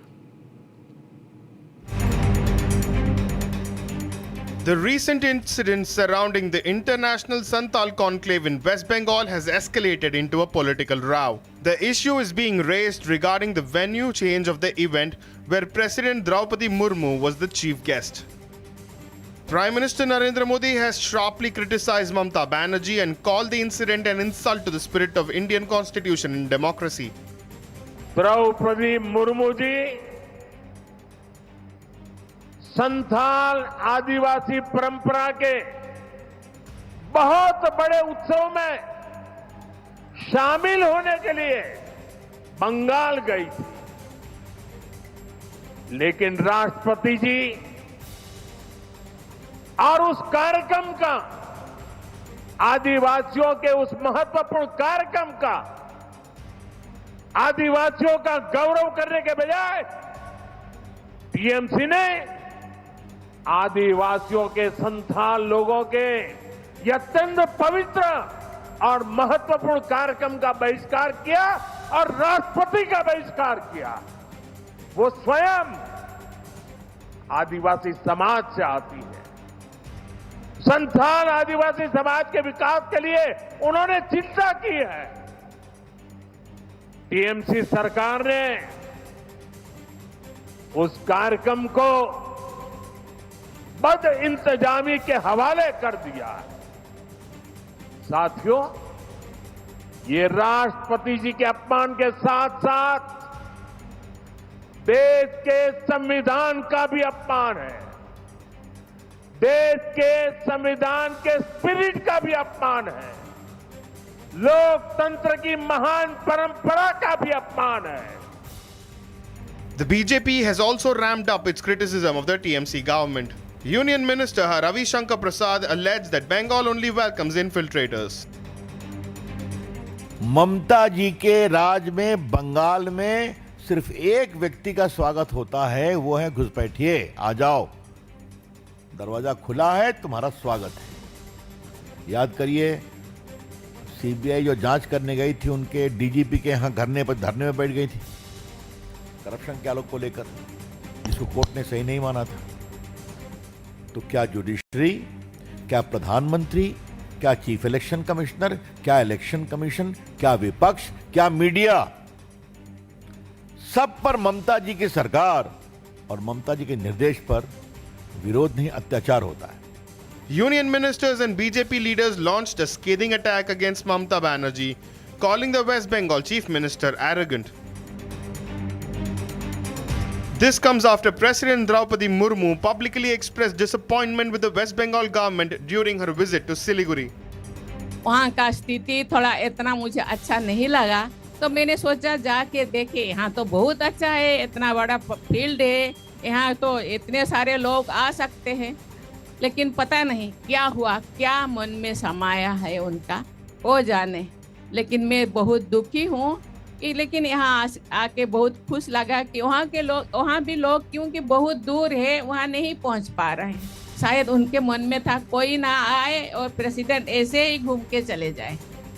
आज उनका मन में ऐसा है तो फिर वो भी धन्यवाद है, क्योंकि जनरली देखा जाए तो प्रेसिडेंट आते हैं तो चीफ मिनिस्टर भी आना चाहिए, मंत्री भी आना चाहिए, लेकिन चीफ मिनिस्टर मैडम भी आए नहीं। लेकिन मैं भी बंगाल का ही बेटी हूँ, बंगाल में बहुत क्यों आने ही नहीं देते। ममता दीदी मेरे बहन भी है, छोटे बहन है, पता नहीं मुझे कोई गुस्सा किए होंगे, इसीलिए वहाँ जाके प्रोग्राम करा, कोई बात नहीं। Mamata Banerjee meanwhile hit back at the president and the BJP, terming it poll politics. It is neither the state government program and neither the state government is involved. So whatever happened, the organizer is the private party, and it is that instead of repeating that, please see that they may not be provide all good program for you. Whatever you can say, you can blame Bengal only because you targeted Bengal. Why? Congress's Udit Raj has also issued his remarks on the matter. I ask from Her Excellency Monbuji that when you were not invited at the time of inauguration of new parliament building, did you not feel that your protocol was violated? Not only that, PM Modi entered the new parliament building with the actresses and journalists. That time also you were not invited. Not only that, at the time of inauguration of Ram Mandir temple at Ayodhya, you were not invited. However, the TMC government is feeling the heat on this issue after the Union Home Secretary sought a detailed report from the West Bengal Chief Secretary on the breach of protocol, the change of venue and the other related arrangements. We are going across to the situation right now in West Asia. Now, IRGC has announced it plans to boost its drone attacks, 20% of its drone operation, increase of 20% in its drone operations and strategic missile operations as well. We have Terry Newman, Israeli entrepreneur and chairman of the public directors of BINA. He's joining us from a bomb shelter in Tel Aviv. We hope you're fine right now, Terry.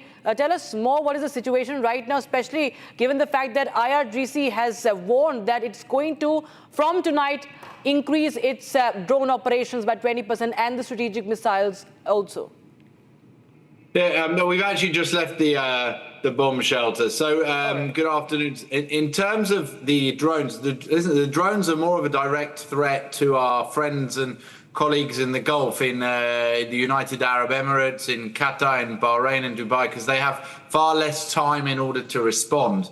Thanks to Israel's very advanced cyber, we actually managed to get into the computers inside of these drones and in effect dismantle their brains before they make it over here. So that's less of a concern here in Israel. The issue of the ballistic missiles, which have now multiple exploding parts, is an issue.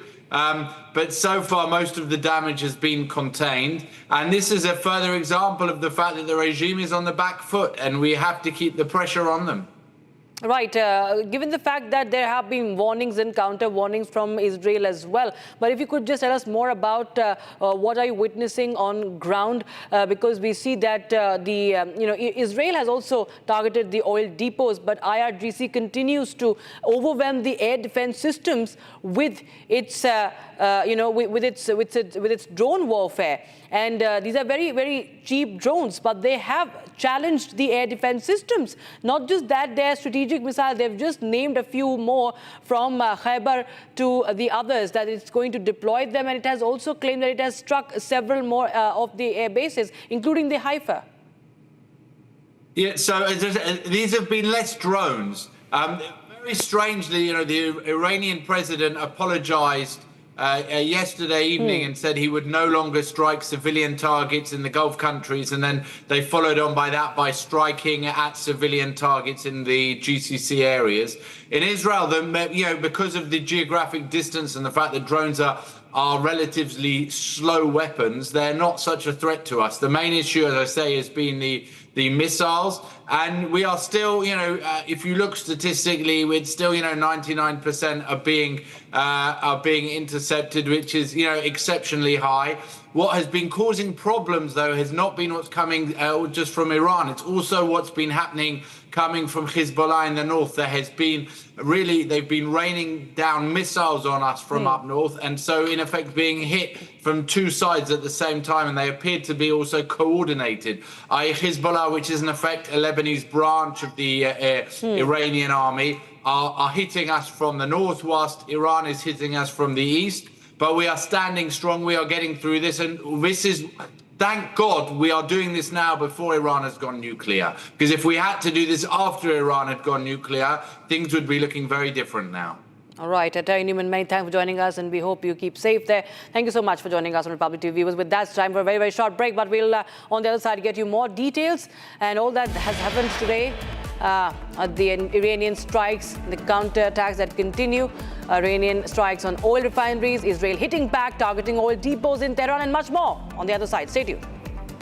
चमकी चाट से क्या बना है? Sandwich लस्सी और छाछ और हर घूंट में चमकी चाट। अब बताओ स्वाद आया? आया। असली स्वाद सिर्फ चंकी चाट।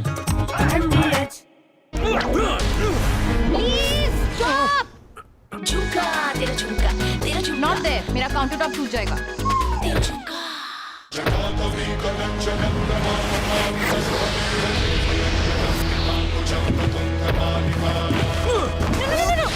मेरी चिमनी टूट जाएगी। What are you doing?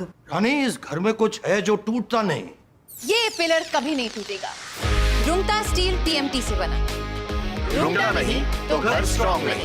Rungta steel TMT बार एकदम सॉलिड।